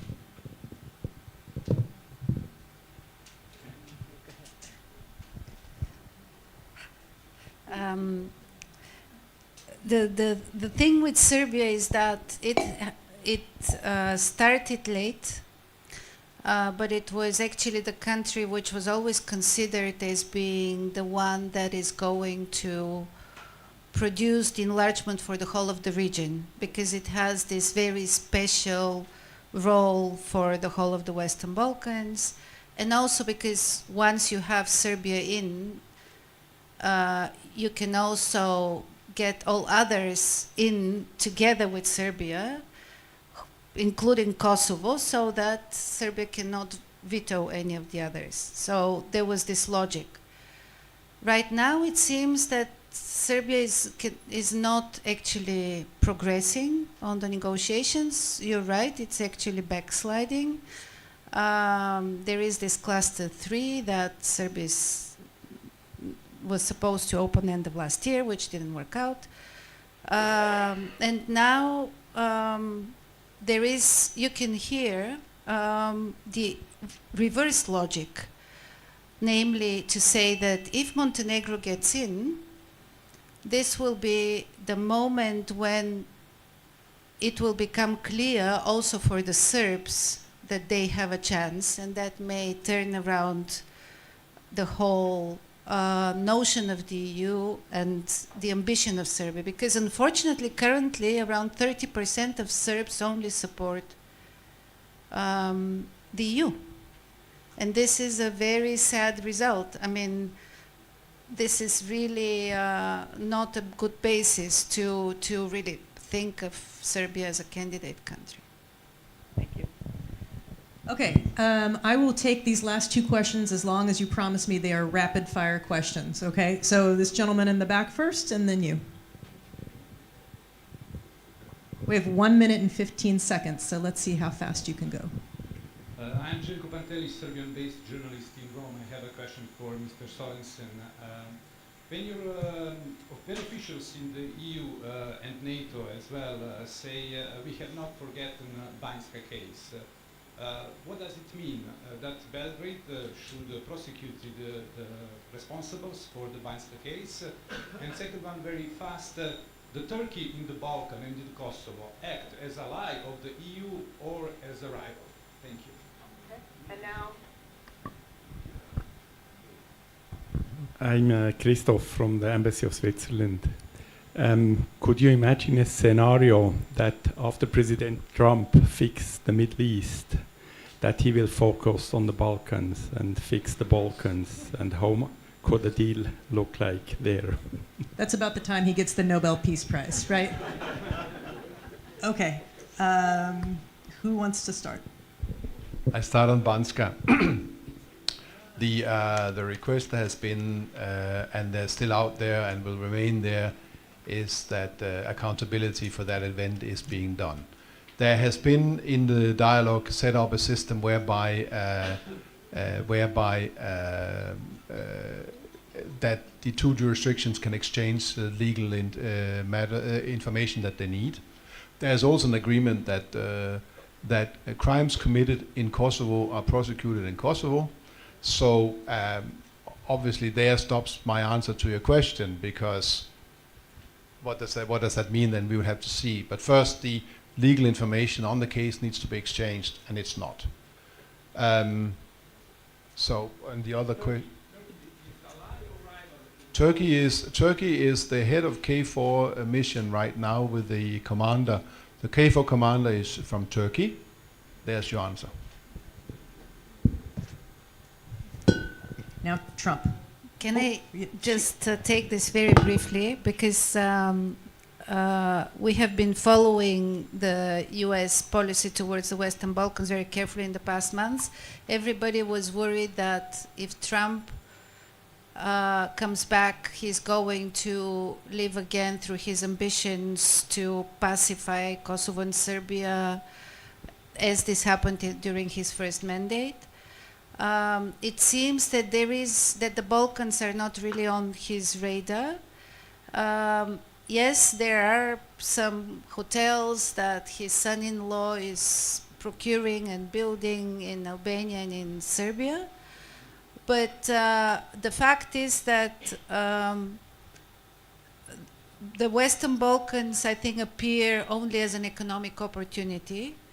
There was apparently a meeting in the UN during the UN General Assembly with leaders from the Western Balkans, where Ambassador Richard Grenell and Scott Bessent were present. And it was more of a beauty contest about who is going to offer a better opportunity, economic opportunity. And I think this is where this will stay for now. I really hope his ambition is going to turn out to Russia. But Zeynep, would you like to close us today? Oh, thank you. Yeah, I mean, Turkey is the head of the KFOR, that's for sure. It's the second biggest military in NATO.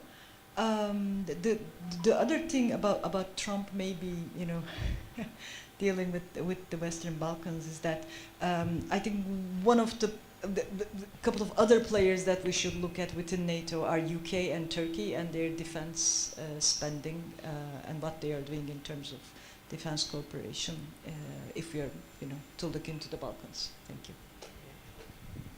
All right, could you all please join me in thanking this fantastic panel? We went wide, we went deep, we laughed, I learned a lot. Thanks for all of your questions as well, and I think we have a coffee break now.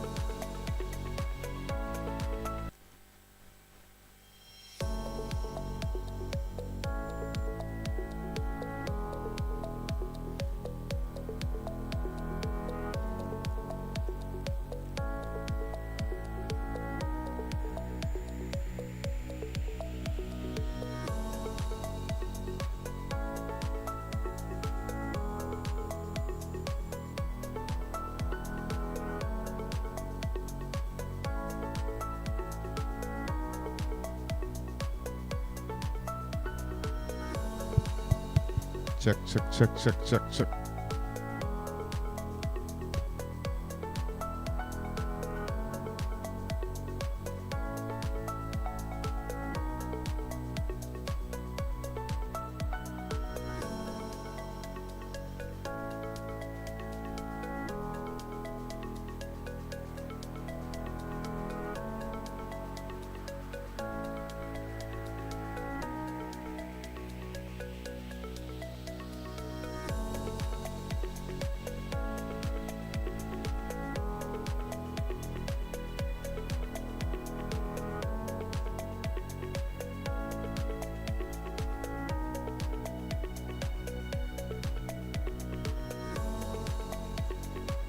Check.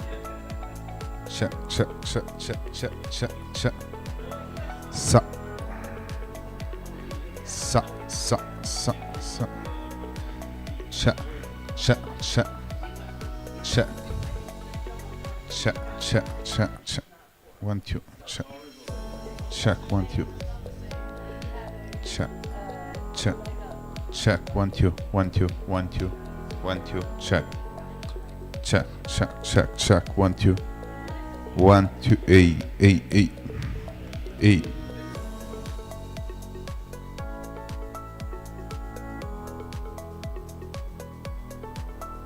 Eight, eight, eight, eight, eight, eight, 8. Check. Check, check, check, check, check, check, check, 1, 2, check. 1, 2, 1, 2, check, check. Check, check. Check, check, check, check, 1, 2, check. Check, check, check, check, 1, 2, 1, 2, 1, 2, 1, 2, 1, 2, check. A, sa, A.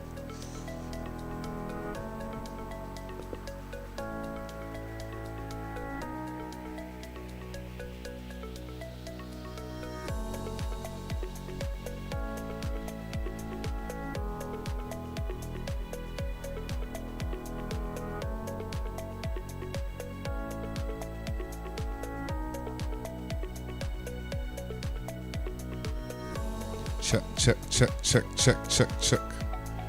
Check, check, check. Check, check, check.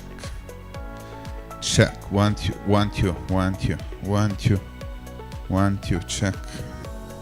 Check, 1, 2, 1, 2, 1, 2, 1, 2, check. Check, check, 1, 2, 1, 2, 1, 2, 1, 2, 1, 2, check, check, check, check, check, check. A.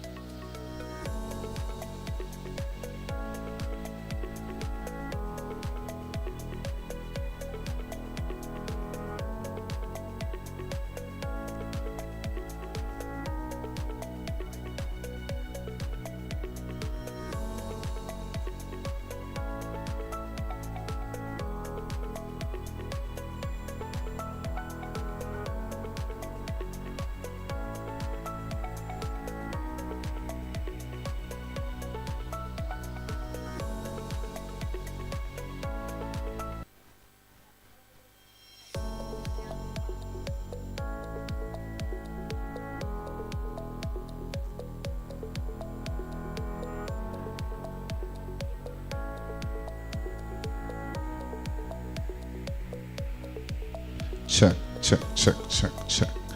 Check, 1, 2, 1, 2, sa, sa. Sa. Sa, sa.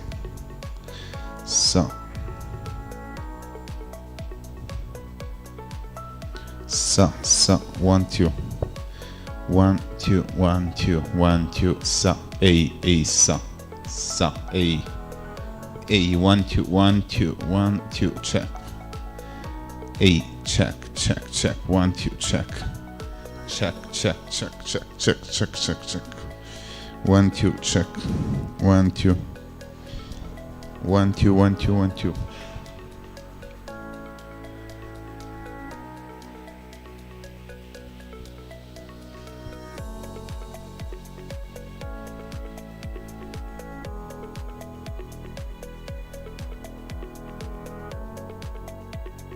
Check, check, 1, 2. 1, 2, 1, 2, 1, 2, 1, 2, check, check, check, check, 1, 2. A.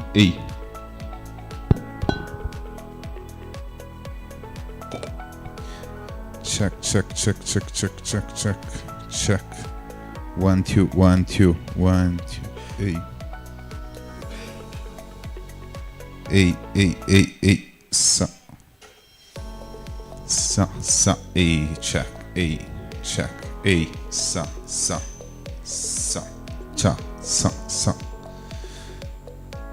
sa, A.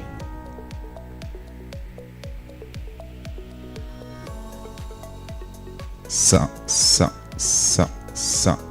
A, check, check, check, A. Sa.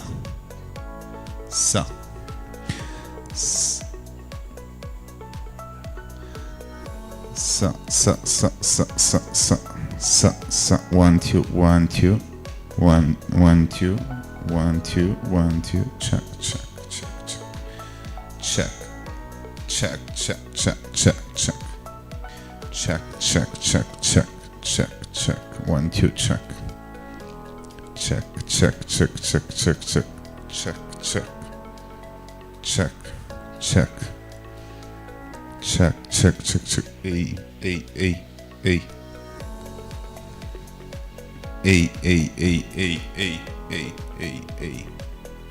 1, 2, 1, 2, 1, 2.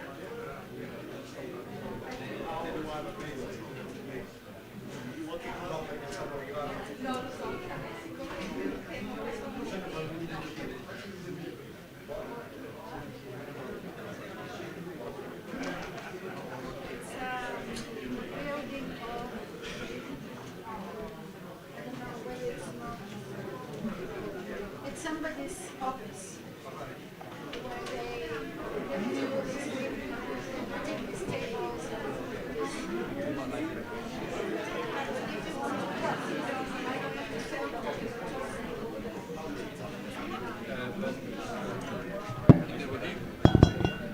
C'è l'attrice adesso Sì.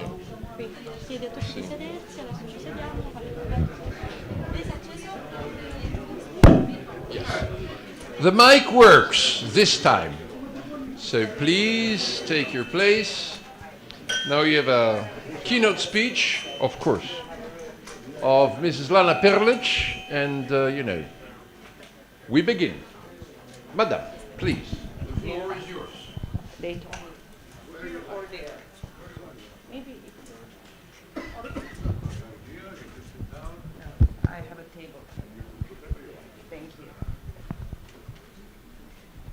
So first of all, thank you for the invitation. I don't know how you come to my name, actually.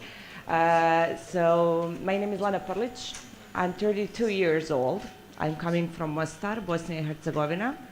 I'm the member of the Parliament of Federation of Bosnia and Herzegovina. And I'm really sure that I'm not the smartest person in the room, but maybe I'm one of the youngest in the room. So that's what I call my advantage here. So I have some speech written down, but I will start from the back. So we were discussing at the various first panels today about Dayton Peace Agreement. And I would like to give my opinion about Dayton Peace Agreement because I'm living in that Dayton Peace Agreement. So basically, Dayton Peace Agreement brought peace. And I would put the full stop after that. But after living in Bosnia and Herzegovina for the last 32 years, I would like to say that also Dayton Peace Agreement put on Bosnia and Herzegovina straight jacket. And it's very hard and almost impossible sometimes to look forward and to be optimistic. But my job as a young person who decided to stay in Bosnia and Herzegovina and do politics is to be optimistic. I would also like to say some words about what Mr. Bild said at the very first panel, is that Sarajevo was rebuilt. Of course, it is rebuilt. Also, the old bridge in Mostar was rebuilt. But when you walk through Mostar for I don't know, 5, 10, or 15 minutes, you can see the ruins. Actually, Quo Vadis Saida movie that was filmed 5 years ago actually was filmed in the city center of Mostar, because it looks like war stopped yesterday. Also, we didn't have a civic war in Bosnia and Herzegovina. We had aggression and we had a genocide. And even today, 32 and something years after, and 30 years after, a lot of people are looking for the remains of their loved ones in Bosnia and Herzegovina. I hear a lot of words about reconciliation. I would say to who I have to make peace with. I didn't fight with anyone, but there is a lot of people in Bosnia and Herzegovina who needs to hear, I'm sorry. I'm sorry for your loss, I'm sorry for the tragic, I'm sorry for the genocide, and so on and so forth. That's what I did a couple of years ago when my uncle was convicted for the war criminals in the International Court of Justice in Hague. And I had nothing to do with it, but I had the opportunity to say, I'm sorry and I do apologize for the crimes that happened during the war. And I didn't do that because of the political points. I did that because I found that it's my human responsibility to do that. Also, I would like to go back on the topic that you called me for to speak about, and it is about NATO path of Bosnia and Herzegovina. When I was preparing for this panel, I had the opportunity to speak with the head of mission of Bosnia and Herzegovina in the NATO, Vanja Filipovic, and also my comrade and my colleague Zukan Heles, who is Ministry of Defense of Bosnia and Herzegovina, who are doing and did really good job in the last period. And it shows when right people are on the right positions, and where interests of Bosnia and Herzegovina on the way of to NATO and EU are first above every other political or personal interest, that some things can be made. So for me and for us in Bosnia and Herzegovina, and when I say for us, I can speak about people that I represent, and I think I do represent not just people, but also the youngers who had to stay in Bosnia and Herzegovina and who chose to stay in Bosnia and Herzegovina, that NATO path and EU path has no alternative. We do not have alternative on that. So I will use this opportunity to say that it's very important to have ALTA and actually U4 forces in Bosnia and Herzegovina, not just for the reason of not having the vacuum, security vacuum, but also political vacuum. Because we do have influence, we have Russian influence, we have Chinese influence, and we know how that influence is coming to Bosnia and Herzegovina. It's coming through not just Russia, but also Hungary, Serbia, and then to Bosnia and Herzegovina, and it goes on the south. On the recent reports of European Union, it says that Albania is the best when you talk about the EU path, and why? Because there is at least Serbian and Russian influence. So we have to actually, someone should talk about elephant in the room. Of course, there is a lot of things that is up on us, and us, when I say not just us as a people of Bosnia and Herzegovina, but also politicians of Bosnia and Herzegovina, where, okay, I thought that I'm loud enough. It's up to us to be concrete on some demands of the NATO when it comes to the increasing the percentage of the money that we should put in our military, not just military, but also defense, and also the how to recreate and how to modernize our military.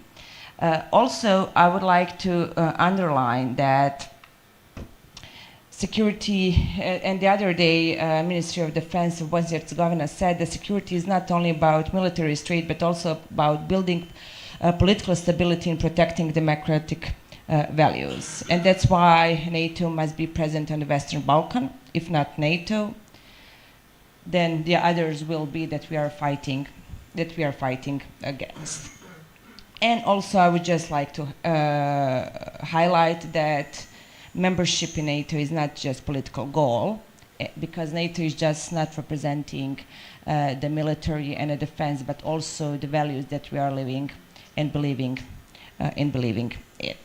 So, and for the very end, and I have 2.5 minutes, I would like to share also what Radmila Šekerinska said the other day in Sarajevo on the Security Defense Forum, which is one of the greatest events that we have regarding security in Sarajevo. And she said, once destroyed can be rebuilt. So everything can be rebuilt, but also we have to start looking ourselves in the mirror and say, okay, what I can do as a person, as a politician, as an ambassador, as anyone else, to push forward in some good ways. And I think that this conference is one of the ways how we can push forward things that we all care about, and that is security. And why security? Because we know that the fear is one of the strongest emotions of the people, of the person can have. And we know if the person and the people are under the fear, they are easy to be manipulated. And I don't want to manipulate my people. Thank you.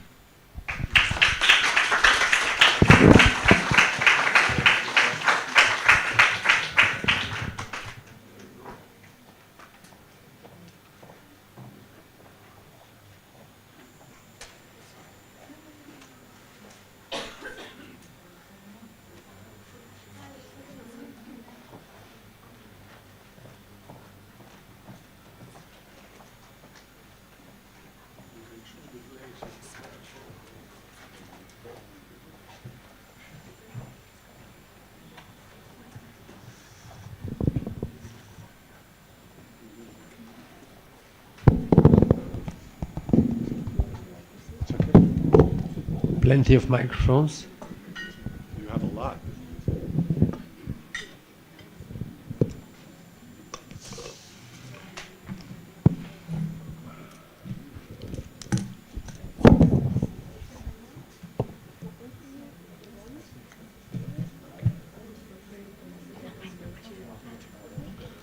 So these are your slides, right? And then you come on. Thank you so much. All right.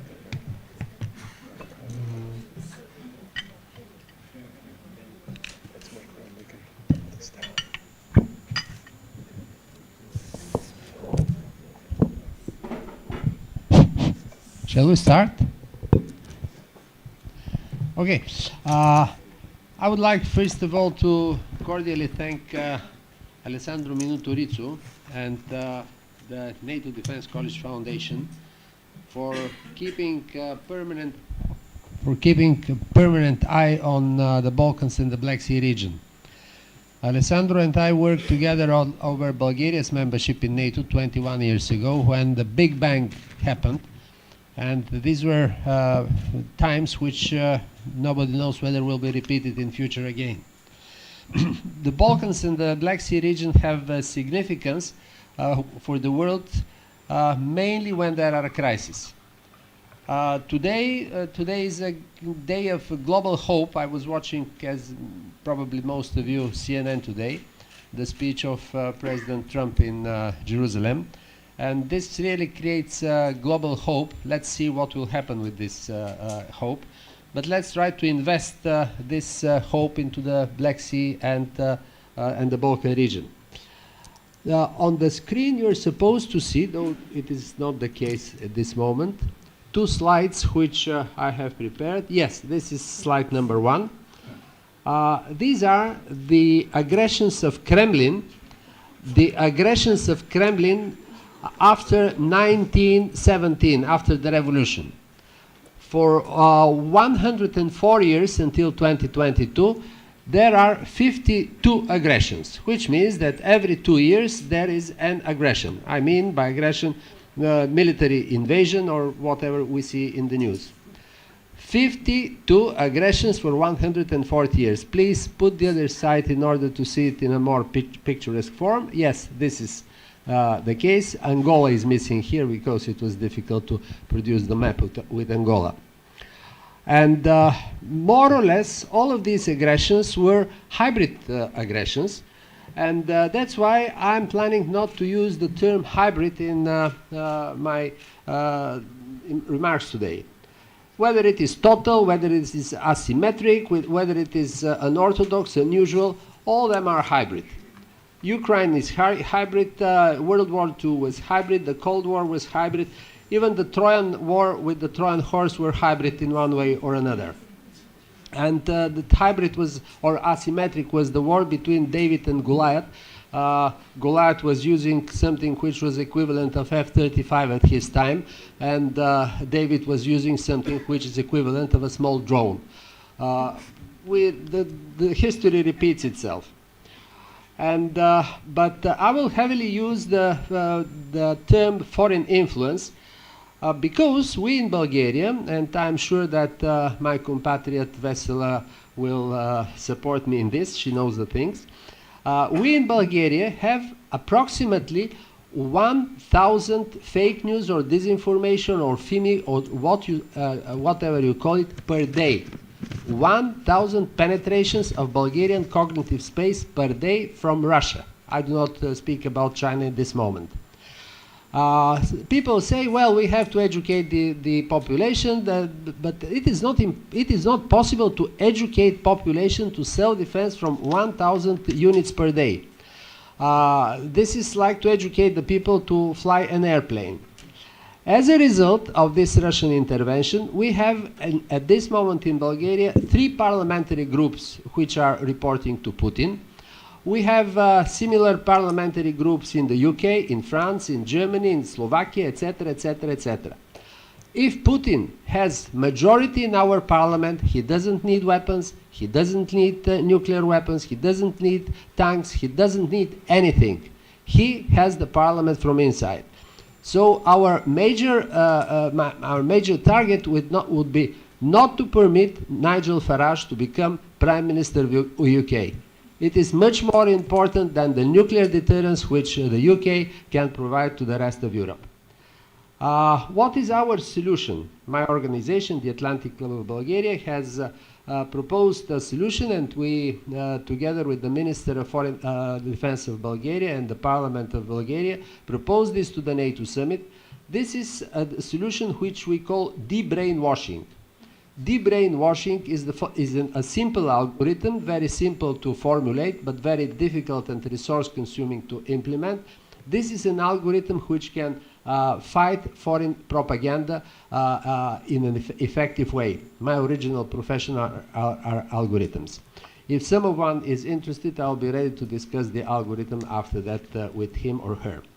And now I would like, with this relatively short introduction, to pass the word to Alina Bargheanu, a Romanian communication scholar with long interest in studying and tackling disinformation, cognitive warfare, cyber-enabled influence campaigns, and member of the advisory board of the European Digital Media Observatory. After what happened in Romania and Moldova recently, she would be most appreciated speaker. Alina, please. Thank you very much. First of all, thank you for inviting me. As an expert, as a Romanian expert, of course, Romanian experts probably are very sought after the annulled Romanian elections. Thank you for the introduction. Let me react very quickly to what you said. I completely agree that probably the word hybrid creates some complications. Warfares are hybrid, so the notion of hybrid warfare is almost tautological in nature.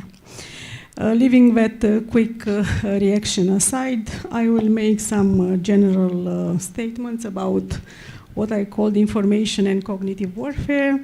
Then I will make some short references to Romania, then some short references to the Republic of Moldova, and draw some conclusions, and I promise I will do it in 6 minutes. First of all, about contemporary information and cognitive warfare. In my understanding, this type of warfare is together with other tactics below the threshold of war, part of the geopolitical influence war. So I think that this is the framing that this is the framing to which I'm ascribing to, that cognitive warfare, information warfare is part of the current geopolitical influence war. And this type of new war, I will come back to the word new, it uses simultaneously or separately different tactics, such as disinformation, propaganda, hostile influence campaigns, political and electoral interference, cyber attacks, cyber intelligence, cartographic warfare, data and information harvesting, weaponization of diasporas, weaponization of migration flows. So I'm making the point just by naming these tactics that it is a new type of warfare that targets the cognitive domain and which seeks to weaponize an information environment which is hyper-connected and which is very, very open. I listened very carefully to the discussion about the Dayton Accords, and of course it is not very wise to judge counterfactually, but I'm wondering, just as an intellectual exercise, whether these accords would have been possible in the first place under the conditions of the current information environment, which is weaponized against itself, which is full of hostile influence campaigns, inauthentic behavior, major state and non-state actors inserting into that globalized public space. So in my understanding, we are dealing with a completely new environment, which again weaponizes the very connectivity and the very openness of democratic societies. The second general point that I would make is that there are some shortcomings of the discourse on information and cognitive warfare. It focuses on disinformation and propaganda at the expense of the more sophisticated tactics, which are technological in nature. It suffers from the information and solution bias, hoping that with the right information, the society will somehow move to a more informed phase. And it works in silos, whereas the phenomena is cross-institutional, is cross-disciplinary, and it is definitely cross-country. And it suffers from the idea that in the end, that kind of cognitive warfare is a lesser form of warfare. It is an easier form of warfare, which somehow drains our resources from more serious work. The case of Romania is, in my understanding, is the perfect embodiment of these shortcomings of the discourse on cognitive and information warfare. In my understanding, this is why I think that the annulled elections of Romania have an implication for Romania, of course, but for any other NATO country or for any democracy for that matter. In my understanding, the annulled presidential elections in Romania were a complex combination between foreign interference and local interference, the digital echoes, I mean, one part reinforcing the other. And what happened in Romania in December 2024 was a culmination of a long-term influence campaign that sought to inject narratives into the public space, to create prepositioned communities, to create networks, very resilient networks for that matter, that under the right political and social circumstances distorted the public discourse through low visibility and below radar channels. I'm not trying to find excuses for the Romanian institutions in charge with the subject, but according to my observations, it is true that the long-term influence campaign was low visibility and it was below radar, because this is how the information environment functions in the first place, with low visibility and below radar on our WhatsApp phones, for example. About the Republic of Moldova, I'm not from the Republic of Moldova, and you need a lot of cultural context in order to understand what is happening there. I would make 2 points that are hopefully relevant for our discussion. First of all, I think that the success in withstanding Russian cognitive warfare in the Republic of Moldova is an instance of a whole-of-government approach. When talking about mitigating cognitive and information warfare, we talk a lot about whole-of-society approach, but we forget that essential part that the institutions need to be aligned in the first place. So this will be my first point about the Republic of Moldova. And the second point about the Republic of Moldova and also about the renewed elections in May in Romania is that we shouldn't draw too optimistic conclusions from the results of elections, hoping that somehow the information warfare has ended with a good result of the elections. And in the case of the Republic of Moldova, and in the case of all the topics that were discussed right now, I think that the major vehicle for cognitive and information warfare is what it is called enlargement fatigue. So this is the fertile ground against which all the things that I mentioned could become very, very acute at the right point. Finally, my plea is for cross-disciplinary and cross-institutional and cross-national endeavors in order to fight cognitive warfare. My plea is to come up with integrated top-down network approaches which are definitely cross-national. Fighting cognitive warfare is not a beauty contest. Who is more resilient as opposed to who is less resilient? I think that this is one of the mistakes inside the European Union and at the level of NATO.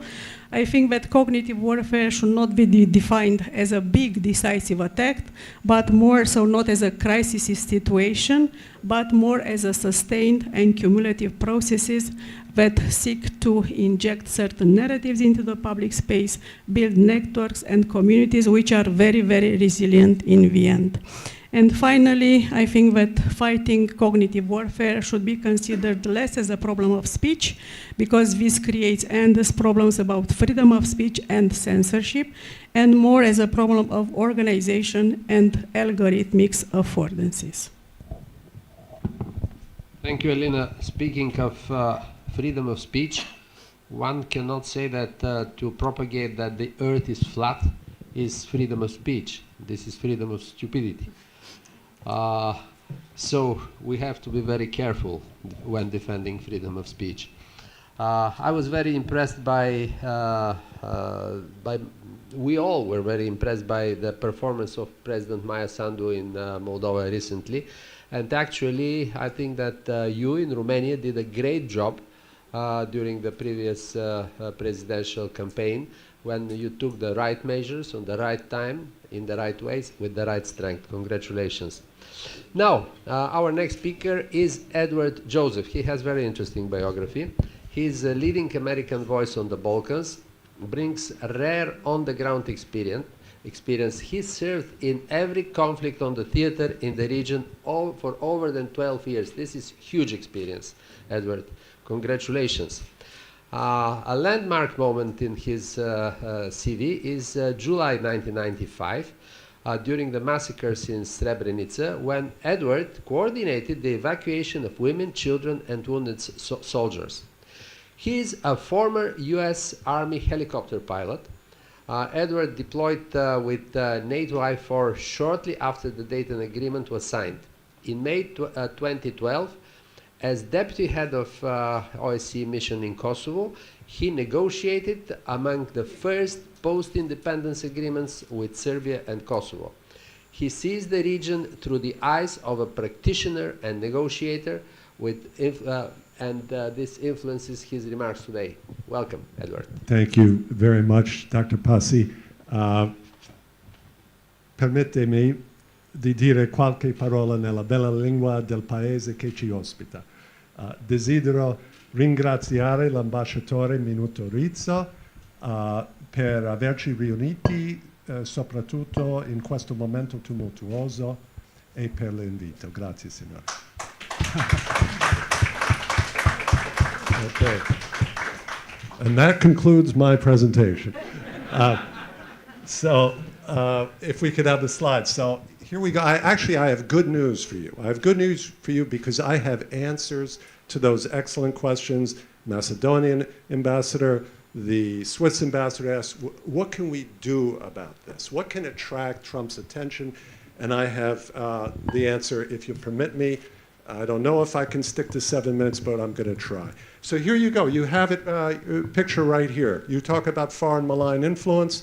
Here's a great picture. We have to remember that it's not just coming from the outside, that Serbia is its own platform. It's a platform not just for Russia and pro-Russian narratives, and China, the platform for Chinese influence. It's a platform for its own malign influence in the region, and I think that's something most of us can agree.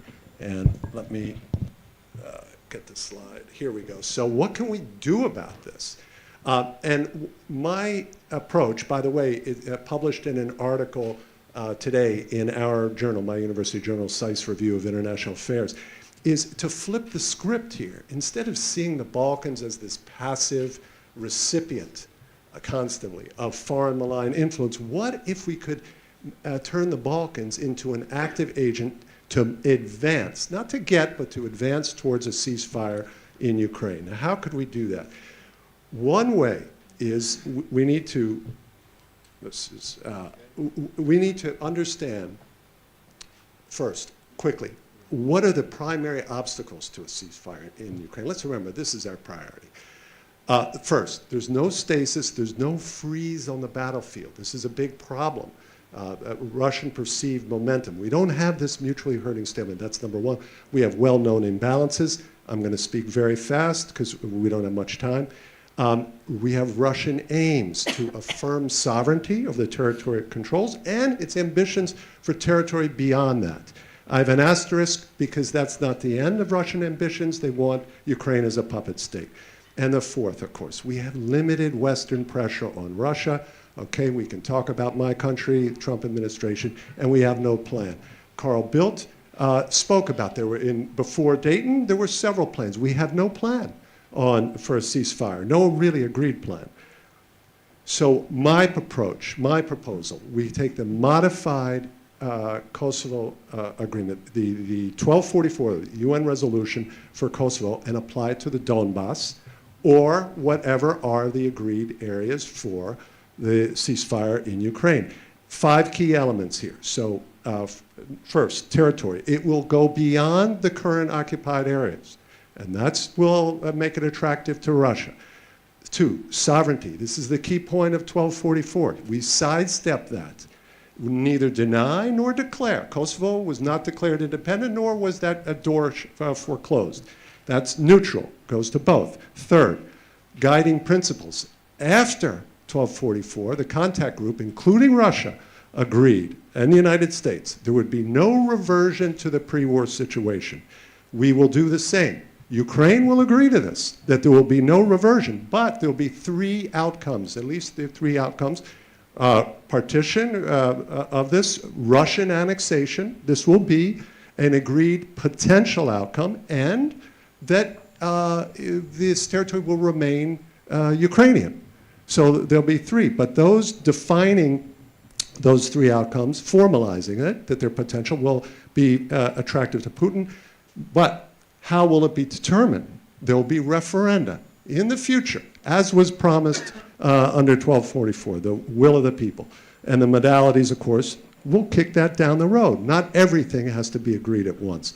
And as Peter Sorensen mentioned, was the case in Kosovo, there will be third-party administration by UN or OSCE, and you'll see the benefits here. If you go here, so Russia, maximal demands are preserved. We tackle and we get Putin's devotion to 1244 and Kosovo precedent, which he constantly talks about. He will get, in the end, this package will be ratified at the Security Council, something that Russia always wants. For Ukraine, very important and very much overlooked. This will halt the Russification taking place actively every day in these territories occupied by Russia. Ukraine will not be forced to cede sovereignty for all time. There will be referenda. The demographics, unlike in Kosovo, will be very mixed, so that outcome is not foregone conclusion, as in Kosovo, and there'll be security guarantees that will be discussed. So the requirement to achieve this, there are an array of pressures on Putin to accept this. Of course, that's not enough.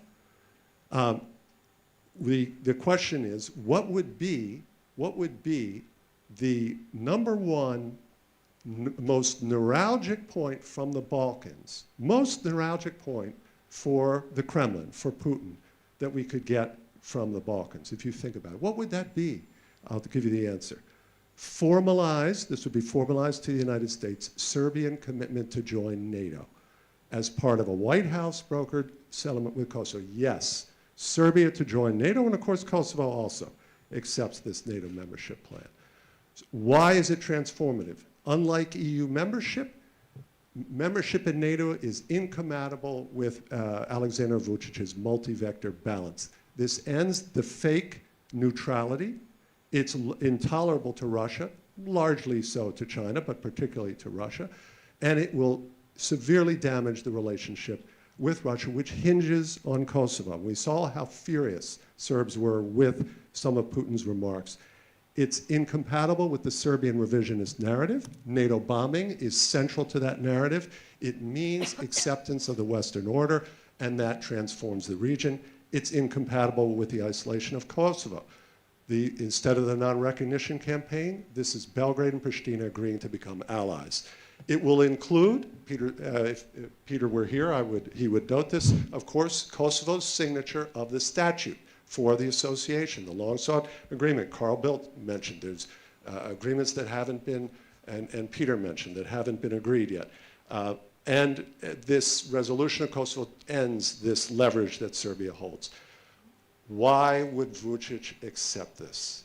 Number one, there's 4 reasons, at least. We're here. half minute above the time. Yes, okay, and I'm going to borrow from our keynote speaker who is so concise. We have the Trump factor.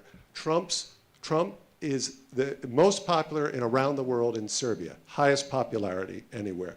We saw last week, anyone who thinks this is implausible with Trump, the administration just enforced the sanctions on Nice, the Serbian national oil company, last Thursday, something Belgrade did not want at all. Second, Kosovo's already lost, and lost under Vucic's watch. The North, Kurti, what he's done in the North, he's consolidated it. Plus, there's no need for Belgrade to recognize Kosovo now. Kosovo will get NATO anyway. If Vucic turns it down, Kosovo will get NATO anyway. I deal with the non-recognizers. We start with Greece, which is prepared to recognize Trump, diplomacy, Secretary General Rutte, all can help. None of them need to recognize Kosovo right away for this deal to work. And we have what Vesela mentioned. We have Serbia's domestic crisis. The 1 year approaching, this will upend the situation. It will confound and change the situation. Vucic will control the media narrative. His base is loyal. They will follow what they're told. And that's it. Thank you. Thank you very much. Thank you very much. Okay. Thank you very much, Edward. Actually, I cannot agree more with what you said, in particular about Serbia. It is to talk, they open this chapter and close the other chapter is a little bit insane in the contrast, the background of the fact that we have a Russian spy base in Serbia. If they have a Russian spy base in Niš, 120 kilometers to the west of Bulgaria, what chapter to open, what chapter to close? This is insane. And they're going to, they gave or are going to give diplomatic status of the Russian spies in Serbia. So what you said, I think, is absolutely rational, and this should be a decision of the European Union, not of NATO. We should say, we do not invite to the European Union new countries if they're not members of NATO, especially if this happens on the Balkans. Number one. And about Kosovo, we say, well, we have 4 allies in NATO that do not recognize Kosovo. This is their domestic agenda. But having said that, why not we agree with Kosovo that we do not recognize the country, but we defend the territory and we defend the people. Exactly as we can defend the space, the cyberspace and Antarctica without being countries, we defend the people and we defend the territories. This might be something that work out. Having said that, I'll be very happy to pass the word to Dr. Valérie Perry. She worked on the Western Balkans since the late 1990s, conducting research and working for organizations including Democratization Policy Council, the European Center for Minority Issues, Public International Law and Policy Group, S4, OSCE. She has focused on democratic governance, corruption, extremism, democratic threats, and comprehensive security. She has edited 3 books, published numerous articles and books chapters, has spoken to conferences and policy events in the United States and through Europe, and has testified at the US Congress. Valerie, you have the floor, please. Thank you for that. I just want to note as well that I'm based in Sarajevo. I've been living there for over 20 years, with the exception of about 1.5 years in Serbia. So I pay taxes there, I see what's going on a day-to-day basis, and that really affects my perspective, even though I'm originally from Buffalo, New York. I'm going to take the opportunity of being the last speaker on this panel, and the last speaker before we move towards the wrap-up, to first give a few big picture thoughts on what I've been hearing today. Second, talk a bit about this idea of hybrid operations or influence operations, or I like your term, cognitive warfare. And then also try to give some suggestions about what to do, some specific things that I think could be done if we could only summon up the political will. And the sooner that NATO and EU could do that jointly, the better. One thing that I think that has really been missing in general in discussions about these threats is the idea that the best way to resist hybrid threats and this transactionalism is through a return to comprehensive security. There was a time when we used to believe that the liberal peace, the democratic peace, was the best way to ensure growth, economic development, and the protection of human rights. It's very rare that we hear anyone talking about that. I was glad to hear a few people mention values today, but it's increasingly rare. A second thing I want to note is we've mentioned a few elephants in the room, but I think the biggest elephant in the room is what is NATO without a reliable United States? If you can't rely on the United States as a NATO partner, if the United States' domestic and international posture is eroding to the fact that I don't believe we can trust in Article 5, what does that look like? What does the transatlantic relationship look like in the absence of the United States? And are we prepared to have that conversation? Next, there were a few comments earlier about, gee, we just wish that the politicians in the region would work harder and do something. That's assuming that they want to. That's assuming that they think that they can get a better deal within the European Union and within NATO than what they already have. And this shows that there's really still a fundamental misunderstanding of the political economy in the region. And there's a misunderstanding of the fact that corruption and state capture are security threats. They're not just deviations, they're not just innocent bribes. They are security threats, and much has been written about that. And then also, I was glad to hear the word resilience earlier. And I would just like to sort of note that I think people in the Balkans, in the Western Balkans, are very resilient because they've learned how to survive through 30+ years of bad governance, war, things not working, the water being turned off. They're super resilient. The issue is that there's a positive resilience and a negative resilience. And we need to make sure that any work being done by NATO, by the NATO Euro-Atlantic relationship, supports a more positive resilience that returns dignity and power to people. Very briefly, in terms of the issue of influence operations, special measures, active measures, or cognitive warfare, I think that we can't be discounting the issue of disinformation and the fact that this is key in trying to undercut the idea that things can be better. What we're seeing right now in terms of all of the messaging coming into the countries in the region and beyond is trying to sow more and more distrust, trying to make it seem that it's impossible to move forward. I was glad to hear earlier in the first panel that someone mentioned the whole fact that after Maidan, Moscow needed to make sure that Ukraine did not demonstrate a different future, because if Ukraine was able to move to the West, people in Russia would start saying, well, what about us? And you can start to see similar dynamics, I think, in the Western Balkans as well. And there are different ways that we can talk about how to do this in terms of both the supply of information and the demand or the consumption. I would also want to mention that thinking about how to deal with the threats right now when it seems that the liberal West is really lacking confidence and lacking vision is to recognize that if there is a race to the bottom, the West will lose. Okay, the best competitive advantage that the European Union, that the NATO alliance, with or without the United States, has is precisely in its values. There's a reason that we don't see people in Sarajevo lining up for visas to go to Russia or China. They're lining up to go to Europe because that's where they want their children to live. So I sometimes worry that Europe thinks that they need to move a little bit to the right for domestic consumption or elsewhere. But the only advantage that they really have in terms of selling a vision based on comprehensive security has to be grounded in their values. The Chinese can build infrastructure faster because they're willing to cut corners and make the deals needed. But that is going to hurt the societies that we see. In terms of what to do, I mean, the first thing is I really think that, again, there needs to be a fundamental rethink about the role of the political economy that is based on corruption and that has really embedded itself and calcified in important ways over the past 15, 20, 25 years. And this is a conversation that's difficult because the EU and NATO, diplomats in general, they like to deal with elites. They like to pretend that the elites in the room are their partners and their buddies, and that's why they always go and meet with them. But again, they don't share the same vision and values. And I think that what we've been seeing in Serbia has been a tremendous missed opportunity because the people of Serbia, at great personal risk, have gone out on the street to demonstrate the values and the future they want. And unfortunately, the European Union in particular has been quite silent on this. They have not been greeting them with the open arms that many young people in Serbia expected.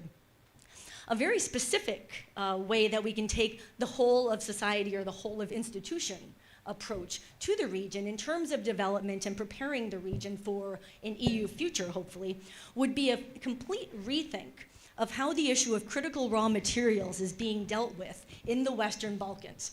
Right now, what we're seeing is that if you talk to anyone from the West, they say, well, hey, if we don't go and get the lithium, if we don't go and get the nickel, China will. Well, there's another option. There's a way to go in and do this. There's a way to go to Serbia. There's a way to go to Bosnia to get and work with these minerals without exploiting people with a new form of colonialism. But nobody wants to talk about that. There's a way that these minerals could be unearthed in a way that's consultative with the communities affected, actually look at the environment in a meaningful way, and perhaps most importantly, support education and economic development by making sure that everything is not just being trucked out to Switzerland, Germany, and beyond, but is actually being processed in countries in a region that actually have a very strong history of industrial engineering and processing. Many people will say, this is unrealistic, we need to do it because we need to take jobs back to Germany. If that's our thought, then we've already lost the battle. This is an opportunity to really go in and give people the dignity of work, the dignity of participation, and the dignity of trying to rebuild their countries. And I would just close by saying that, again, while it can seem like the West is losing right now, it seems that anti-democratic, autocratic leaders throughout the world are really coordinating, are really messaging, are really working together, and they are. And so I guess the question is that why isn't the democratic alternative doing the same? Why isn't there the same urgency in terms of the values and the narrative? And what's preventing that from happening? Returning the discussion to comprehensive security can help us to recognize that this is not just some hippie pipe dream, but is actually related to making sure that we can be secure again for the decades to come. Thank you, Dr. Perry. Thank you.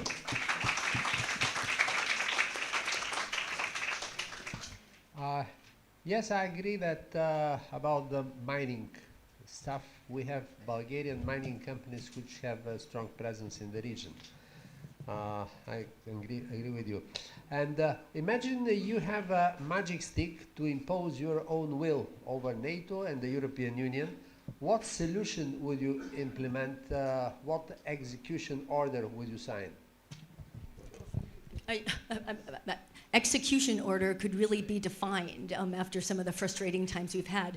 But no, I really do think that increasingly this issue of critical strategic raw materials is important. And one thing that could be immediately done would be for the European Union to note that none of its companies are going to come into the region without adhering to the same standards they would be adhering to if they were in Salzburg or in Stockholm. That they would not be seeking to sort of curtail public consultation in a meaningful way, or a lot of the huge lapses of transparency we see, where even independent journalists who are trying to investigate these things are being thwarted and not really getting any support from the liberal West. And so, I mean, this again, it would be a way to say, all right, we are so serious about thinking that someday you're going to be a member of the European Union, that we're going to start working with you on this important issue using European Union standards and expectations now. We're not going to wait. Thank you. Q&A session. Q&A session. One question or a statement. Number two. Third hand, do I see? Not for the moment. Please, you have the floor. And number three.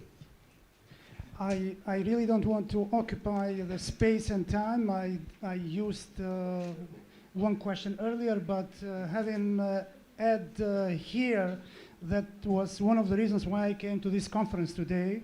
Of course, what Ambassador Minuto Rizzo is doing every year is phenomenal, to tell you the truth. But when I saw that Ed is there and Carl Bildt is there, I said, I am not going to miss this one. I'm fascinated that Western Balkans can be an example of how to solve the Ukraine and Russian war. And I'm absolutely fascinated in what in 7 minutes Ed just presented, which is incredible.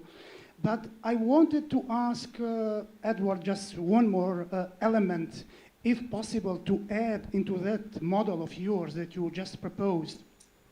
If these elements that you mentioned are not sufficient enough to persuade Putin or anybody else for that matter, do you believe, because since we all talking about the big elephant, and Carl Bildt presented the big elephant here, and that is the economy, talking about minerals, talking about economy, talking about minerals, that Bulgaria is ready to join there, you know, to do mining there.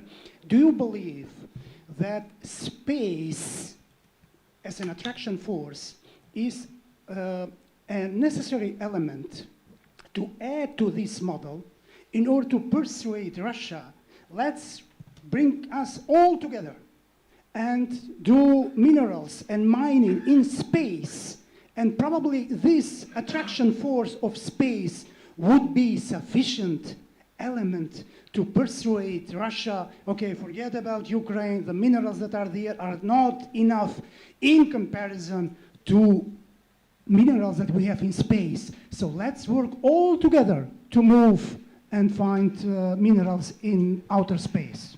This topic is very dear to my heart because I'm running a national space festival for kids, and one of the topics is mining in space. So I'll invite you to discuss. Number two, the lady, please. Hello, my name is Alexandra. I'm a student from Poland at Sapienza University. And I have a question regarding whether it is really possible to encourage Vucic to join NATO, taking into consideration like the closeness of the Serbia and Russia, especially cultural and political. For example, the inspiration in Serbski Svet and by Ruski Mir, or also a lot of Russian investigation in Serbia, more than $1 billion, and the huge popularity of Putin in the society, and the religion, Orthodox religion, and a huge amount of Russian immigrants that came especially after, not especially, but a lot of them immigrated after the start of the war in Ukraine. So it seems like they are very close to each other. So it's very hard to suddenly convince them to become a Western ally if the culture, Serbian culture, is so close to Russia since ages. Well, we were talking about membership of Serbia in NATO, not of Vucic or Milosevic. Question for the last row, and after that you. I'm Dragana Broza. I'm a university professor here in Rome. My question is more to the problems of information and disinformation. And the question is how to protect the open platforms that are using all disinformation or misleading information, passing it through Meta into the world of artificial intelligence, and mass use of responses at the artificial intelligence that are created based on disinformation. Okay, and the gentleman. Almost same question. My name is Ciro Maddaloni, and I would like to understand why, for example, NATO and the organization, the international organization, do not invest anything in information. Information is important. You gave us a slide at the beginning that is very interesting. I didn't know that slide. The one with all the countries that Russia has tried to aggress in the last 100 years. So I think that we can invest money in making exactly what Russia is doing nowadays in disinformation and creating bots and creating waves of fake information on Facebook and things like that. Because today the people don't have the time to read or to study or even don't know anything. They just inform themselves on Facebook. They inform themselves on Instagram. And this is why then we have this waves of fake information, as you were saying before, no? This way of let's say, influencing the people on what to think or what to believe, even if it's wrong. As a part of the answer to your question, what we suggested to NATO is to invoke Article 5 on 24/7 basis permanently against propaganda. Article 5 says that armed attack against one is attack against all. But Article 5 does not define what is the arm. It could be bullet, it could be nuclear thing, it could be a word. The word can kill many more people than a bullet. We need it, and in addition to that, we need a NATO anti-propaganda command which to execute the permanent invocation of Article 5. Having said that, I'm giving the floor in the opposite order to our panelists to answer your questions, starting from Valerie. Sure. First, I'm glad that the woman from Poland, I think it was, raised the issue of Serbski Svet and Ruski Mir, because they are obviously very closely interrelated. And it's actually shocking how little we hear about that connection from diplomats from the European Union space or Europe Plus in general. There's almost a willful desire to pretend that these things aren't connected in terms of an ideological underpinning, and I think that is quite dangerous. In terms of thinking about a NATO future for Serbia, I don't think it's impossible, in part because look through history. While Russia will talk about this wonderful history of Slavic brotherhood, they've also never missed an opportunity to stab Serbia in the back when it suited them. In terms of some of the disinformation questions, I think it's interesting because in terms of the platforms and the supply, it's stunning for me to think that we have forgotten that there can be any sense of just thoughtful moderation. I did not want to see the assassination of a young man on my feed, but somehow I had to. And it got me thinking back in 2013, 14, when the social media platforms were basically told that they needed to get ISIS propaganda and beheadings off the platforms. They did it. They did it quickly. And so again, I'm not saying that we need to have some sort of a complete censorship board, but it's clear that when there's the will to try to stop some of this, it can be done. What worries me is that the conversations aren't happening. In terms of AI, I think it's going to be even worse because nobody's really having a thoughtful conversation of what this can be. The companies certainly aren't. They're basically selling lies and promises because they want to make money as quickly as possible. Sometimes I get a bit nihilistic in thinking maybe the best we can hope for is that so much AI slop is going to be generated that people will start ignoring most of it, if not all of it, and finding a way to think about what a trusted news source is, which really requires a bottom-up effort as well. And I completely agree in terms of NATO investing in information and the fact that they haven't done so yet in terms of itself and cooperating with whether it be the EU or others is troubling. We have just discussed with Ambassador Minuturicu that we have to undertake some action before NATO in order to resume, not only to increase, to resume the activities of public diplomacy department and the whole anti-propaganda policy. You, Alina? Building on what you said, the toolkit for fighting the cognitive warfare is there. I mean, it's known. It's known by many people. It's known by thousands of experts in the United States and in the European Union. So this is not a mystery. The problem is that this toolkit has not been turned into a policy, and it is not funded. And I think that the fight against disinformation, propaganda, information warfare is still a footnote to what it is considered to be more serious discussions. I think this is the biggest difficulty in fighting this, only to have to contemplate the phenomena, to detect the phenomena, but then not to take robust action. And again, the toolkit is there: legislative measures, non-legislative measures, fact-checking, empowering users, doing content moderation, empowering journalists, taking down content. So again, the toolkit is there and it is very, very well known. The problem is that out of this toolkit, people started to, the decision makers started to do cherry picking. Okay, so I will invest in some fact checking because this is not very controversial. Or okay, I will do some content moderation because that was the fashionable thing to do in 2018, for example. But I think that kind of cherry picking was very, very dangerous. First of all, because it didn't solve the problem. And second, it provided some sort of security that at least we are doing something, and we were always on the defensive. Why it doesn't work? So cherry picking definitely doesn't work. And as the famous title of the Hollywood movie said, you have to do everything, everywhere, and all at once.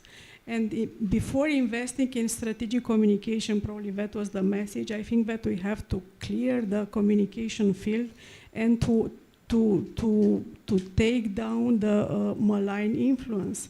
Because if we only add strategic communication to an information environment which is already overcrowded, we will only add to the problem. So again, I think that cherry picking is very dangerous because, among other things, it creates a false sense of security. And another elephant in the room is the technological sovereignty of the European Union, and the fact that the things that we are describing here in our conference, many things are hosted on the digital platforms without no vigorous action. And without that kind of digital sovereignty, the European Union will always be on a defensive footage, and we always complain about different influence campaigns coming from different geographical points. What your remark on the defense is very much in synergy with what President Trump said today in Jerusalem, how and why he changed the name of the Ministry of Defense into Ministry of War. If I'm, however, to give advice to my government, I would advise to change the name of our ministry into Ministry of Victory, because this is more or less for the size of Bulgaria. Well, we have... Oh, yes. I'm very sorry. One minute more for you. Thank you, if you permit me, but I like Ministry of Victory, Dr. Pazzi. I think that's great. Two questions from the Macedonian ambassador and someone from Poland who asked also both excellent questions. And thank you for the kind words, Mr. Ambassador. The Trump space and so forth, yes, that would certainly appeal to Donald Trump, and that would appeal to his instincts. In the meantime, we have the war raging, and that's our priority. Our priority is to achieve a ceasefire now. And Trump made his stab in Alaska. We don't have time to get into that, but it at least elicited that territory is part of this equation. It's not Putin's ultimate aim, let's be clear, but it's part of the equation and can be a step. And again, as with Kosovo, 1244 can be an interim step. And I'd emphasize here that there are very good reasons for Trump to take this approach.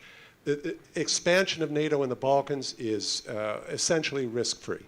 So he doesn't get risk. There are Republicans in Congress that have that advocate this. They include the chair of the House Foreign Affairs Committee, very conservative Republican, advocates Kosovo and NATO and points out the relationship with Russia. So there are very good reasons, and it does provide this impact. And we should understand here, for Vladimir Putin, he's cynical, yes, but there is a deep emotional investment in this Serbia-Kosovo issue, similar to his statement that the collapse of the Soviet Union was the greatest catastrophe in history. It's emotional. He sees the 1999 NATO bombing. This is the quintessence of this abuse of a weak Russia by this hypocritical Western Bloc there, and its so-called, as they call it, so-called rules-based order. So a flip from Serbia, I believe, would have a significant, it's geopolitical, and I would also say even psychological. It's an equivalent of the sinking of the Moskva. Serbia saying it will join NATO is the Balkans equivalent of the sinking of the Moskva. Not going to be the only step, because of course what really counts are weapons to Ukraine, tomahawks, expanded intelligence, and allowing Ukraine to do deeper strikes. So we know all that, but this is a safe way for Trump to move forward for the reasons I mentioned. And why would Vučić accept this? I totally agree that this cultural element has been exaggerated. Of course, you go anywhere in Serbia today, you say, do you want to join NATO? Everyone is going to, almost everyone, they'll say no. But they're told to say no. And they're told, they've been dealt this grievance about NATO bombing it consistently in the media, 90% of which Vučić has dominant influence over. And they've been told that, and that will change. I would not underestimate, here, we just heard Dr. Pasi quote Trump in Jerusalem. I would not underestimate the Trump factor here. Trump got Netanyahu to do this deal, okay? I don't think Alexander Vučić is Benjamin Netanyahu in terms of relative ability to withstand pressure. And the second point I would point out, a note here under my approach, remember, this is Serbia, this is offered to Serbia and Kosovo. And again, I won't get into it, but anyone who doubts that we can deal with the non-recognizers, trust me, Greece will go immediately with this because the statute will be signed for the association, and that will be the clincher. Greece will they've crossed the bridge with Cyprus. It's no longer an issue for Athens, formally. There. So, and once you get Greece, then, come on, the door's open with Romania and Slovakia, and then Spain would be isolated and would be difficult, and they don't need to recognize just to make this offer, which itself would be transformative. And once, again, if Vučić says no, remember Kosovo has its path. Once Kosovo has a path, this is in another report done on SICE, From Crisis to Convergence. Once Kosovo has its path, Serbia's leverage over Kosovo is over. The non-recognition campaign means nothing. It's finished. All Kosovo needs is a pathway. Doesn't even need membership. It needs a pathway, unobstructed pathway, and then Serbia's leverage is gone. And again, Vučić gets things domestically. He can say, look, I got the association. No one before me could get it. So he has his advantages. And Ambassador, let me quickly take the opportunity to thank our mutual friend at NATO, Silvia Maretti, for introducing us. I wanted to just slip that in. Thank you. I join the thanks to Silvia Maretti. That's great. From PDD. Well, we almost have no time for more questions, but if there is one very burning question, no very burning questions, one very burning question.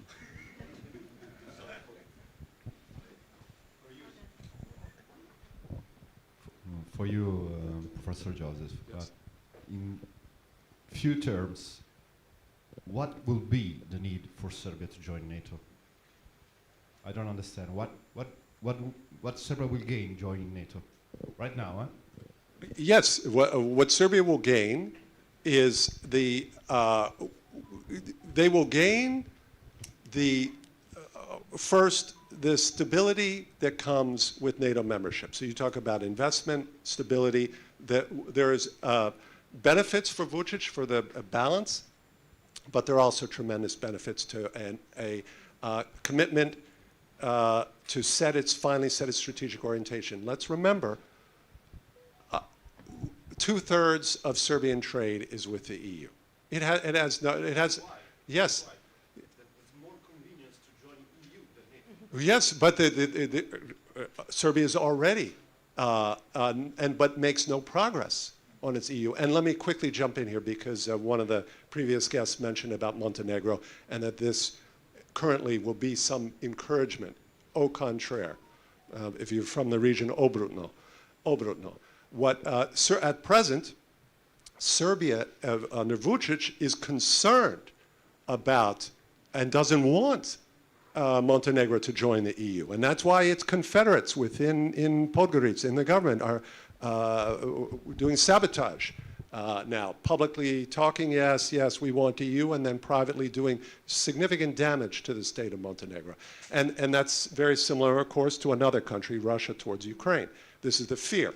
So there's a fear factor. We're removing all that. Now, so it's not, now, if you ask Alexander Vučić, or you ask him, do you want to join NATO? He's going to tell you no. But let's also remember that there are Serbs who understand strategically what NATO means for Serbia. And guess who one of them is? Does anyone know? One of those prominent Serbs who understands strategically what NATO means for Serbia? His name is Dragan Šutanovac. Does anyone know who Dragan Šutanovac is? He's the Serbian ambassador to the United States, recently appointed by Alexander Vučić. And watch what he said. He makes strategic case for this. He says, quote, this is Šutanovac, and I met with him, and he doesn't walk it back. It's not what he's talking about. He's trying with strategic dialogue with the United States. He has other priorities. But you see, even recently, in the past years, he has said Serbia should accept reality, and joining NATO will be a dramatic economic and security boost to the country. So they have, and their military wants it, by the way. You want other practical reasons? Why do they want it? Ask privately, ask any Serbian general, do you want to join NATO? And if Serbia has an enormous munitions industry, this will expand their profile for exporting munitions and armaments. They'll develop their own armaments industry. And this would all be part of the deal with the United States, with Trump. Defense cooperation, advanced defense cooperation. So there's a lot positive in there if Trump will tell Vučić, just like he told Netanyahu, do the deal. You do the deal. Quickly, I agree with Valerie about the lithium and the minerals, and I wrote an article during the NATO PA in Dayton. Totally agree. Trump should do a minerals deal in Bosnia and Herzegovina that is different from the EU strategic minerals deal with Belgrade.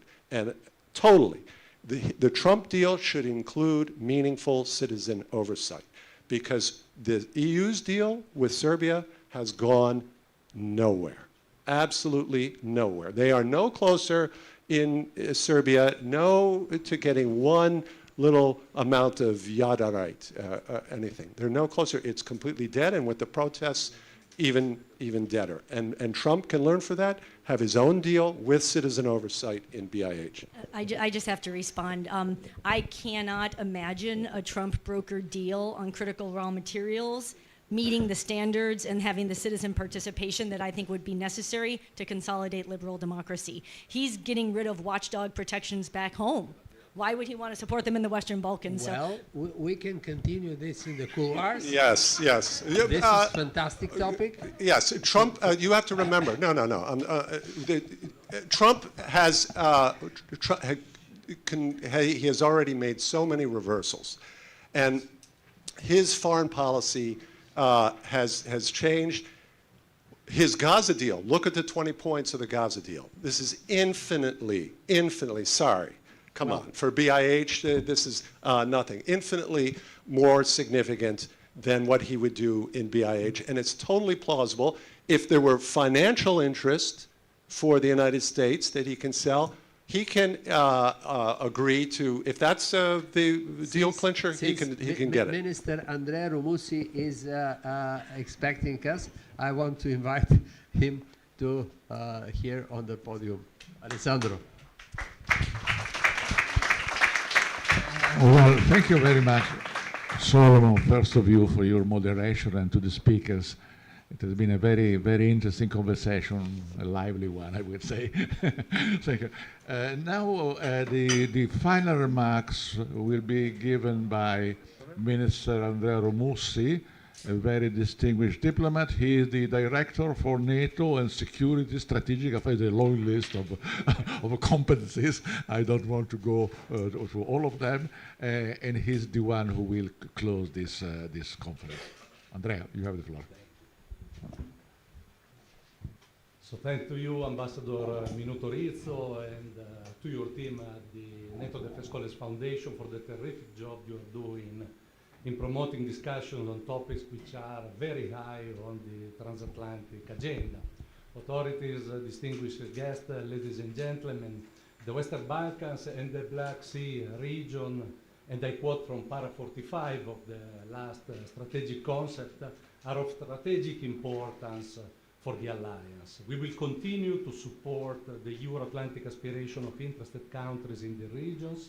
We will enhance efforts to bolster their capability to address the distinct threats and challenges they face and boost their resilience against malign third-party interference and coercion. End of quote. So during today's conference, we listened to a great deal of analysis and way ahead proposed. We, at the Ministry of Foreign Affairs, fully value the contribution of scholars and practitioners. Here are some highlights. The region continues to be affected by various tensions undermining its stability. Ongoing difficulties in dialogue are slowing down reconciliations and regional integration processes, as well as the European perspective. Italy remains actively engaged in the region, strongly supporting its EU accession path, and from a security standpoint, our country provides a key contribution through several military missions, first and foremost KFOR, where Italy is the leading country by number of personnel and has held command 14 times since 1999. Italy also holds the command of EULEX mission in Kosovo and is ready to assume the command of the EUFOR Althea mission in Bosnia and Herzegovina in 2026. Starting from this very country, we have seen that nearly 3 decades after the signing of the Daytona peace agreement, BEH continues to be marked by internal division along ethnic lines among the constituent peoples. The country is highly decentralized, with most competencies assigned to the 2 entities. And it remains under the authority of the High Representative, endowed with executive powers, the bomb powers that override those of the Bosnian authorities. So the country is currently facing a serious crisis that has paralyzed its institution and triggered intense political confrontations. So the judicial authorities, we all know that, have initiated proceedings against the President of Republika Srpska, Dodik, for failing to comply with certain decisions of the High Representative Schmidt. The first instance conviction provoked a strong reaction from the authority in Banja Luka, who adopted measures to reject and boycott, actually, the institutional framework established by the 1995 Dayton Agreement. So the ruling became final, and Dodik was officially removed from office. So presidential elections are scheduled now for 23rd November 2025.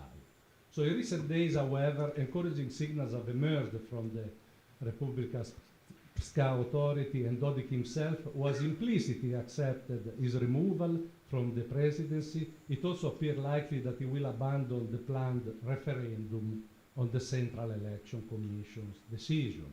So these signs of de-escalation have allowed the tripartite authority to approve the reform agenda, a necessary step for Sarajevo to access the benefits envisaged under the EU Western Balkan Growth Plan. So Bosnia and Herzegovina was until now the only Western Balkans country that had not yet submitted its agenda to the Commission. So for Serbia, Kosovo, Italy within the EU and NATO pay special attention to the development of the EU promoted Belgrade and Pristina facilitated dialogue, a process that NATO steadfastly supports, but unfortunately is not advancing at the desired pace. We heard just now the main reasons. So the process of normalizing relations between Serbia and Kosovo is a cornerstone for the stability of the entire Balkan region. It is also an indispensable condition for the EU integration prospects of both countries, closely linked to the Brussels and Ohrid agreements of 2023. Yet, neither party has taken any step forward their full implementation.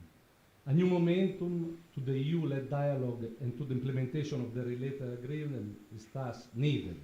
We think that both parties should adopt a concrete and pragmatic approach based on compromise, setting aside ideological stances. So KFOR role is to maintain a stable and secure environment that promotes peaceful inter-ethnic coexistence and a more fruitful political engagement between Pristina and Belgrade.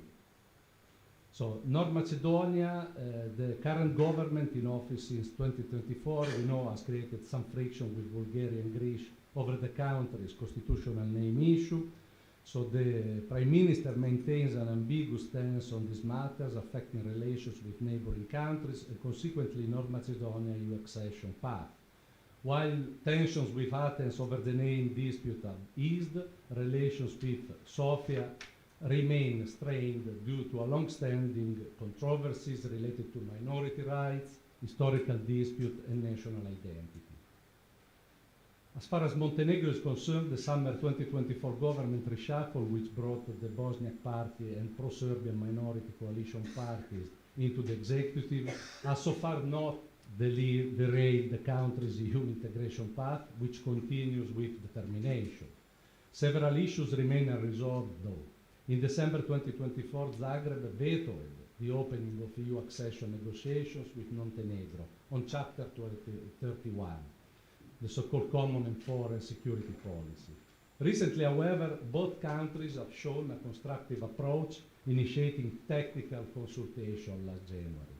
Lastly, we have Albania. The legislative election of last May resulted in a clear victory of the Socialist Party of Prime Minister Rama, which obtained over 50%, 52% of the national vote, a strong increase from the previous 2021 election. So Rama thus secured his fourth consecutive term as Prime Minister. A new government, which includes numerous changes from the previous cabinet, took office on 19 September. So these are our recent evaluation of the situation, the facts, but let's see some insight that we have on the process. At the symposium on partnership in the age of hybrid challenges held last autumn in Sarajevo, it emerged clear the importance of partnership for the Euro-Atlantic security in a historic phase characterized by persistent, simultaneous and cross-boundary challenges. To track them timely and face them, we should invest in the resilience of these countries, promoting a vigilant approach to security and adopting eventually a more agile decision-making process. Today's challenges require a whole-of-society approach that can manage conflicts in all their dimensions, including the informational cognitive one. Armies win battles, countries win wars. At NATO, there is a strategic reflection on our ability to decipher, contain, and where necessary, counter events of hybrid nature. Our aim is to increase the opportunity cost of any potential hybrid Russian campaigns, more or less directly controlled, by raising the price of our response using asymmetric tools if necessary, for example, focusing on the shadow fleet, and capable of pushing the Russians to recalibrate their risk calculation. As we know, reforms and good neighbors relations are key. But if we really are to succeed in pushing the Euro-Atlantic integration process and complete it someday, we must offer a clearly better perspective than our strategic competitors. I do not nurture any doubt about it. The problem is also the packaging, the advertising, and the condition linked to such an outcome. NATO, EU, and the Western democracies in general are high standard clubs, joinable only through sacrifices, hard work, and reforms on a generational scale, hardly compatible with strong nationalistic agendas. I see a trend of growing awareness occurring at all levels at NATO. Security in all its aspects cannot be taken for granted, and it does have a cost. So increasing effort are being made to reinforce our internal security as well as through partnership. Italy is a strong advocate for a 360-degree approach when it comes to the Euro-Atlantic security. The Western Balkans are one of the main theaters where hybrid competition is taking place today. Hybrid warfare is also occurring in many southern Mediterranean partners. I am thinking, for instance, about Libya here, but not only. The Sahel region, too, is being affected by the malignant action of our strategic competitors. So all this is to say that allied and partners together can push the Euro-Atlantic integration, an intensified outreach is needed, as well as stronger measures to reinforce those societies' resilience, paired with a renewed commitment for sound and effective reforms from these region's countries. So, finally, we think that we should keep our democratic standard bar high. Lowering it would not serve our long-term interest. In the short, medium term, we too, as Euro-Atlantic family, should work towards not only a stronger and more capable deterrence and defense, but to reinforce our resilience vis-à-vis the multifaceted threats originating from our strategic competitors. Thank you.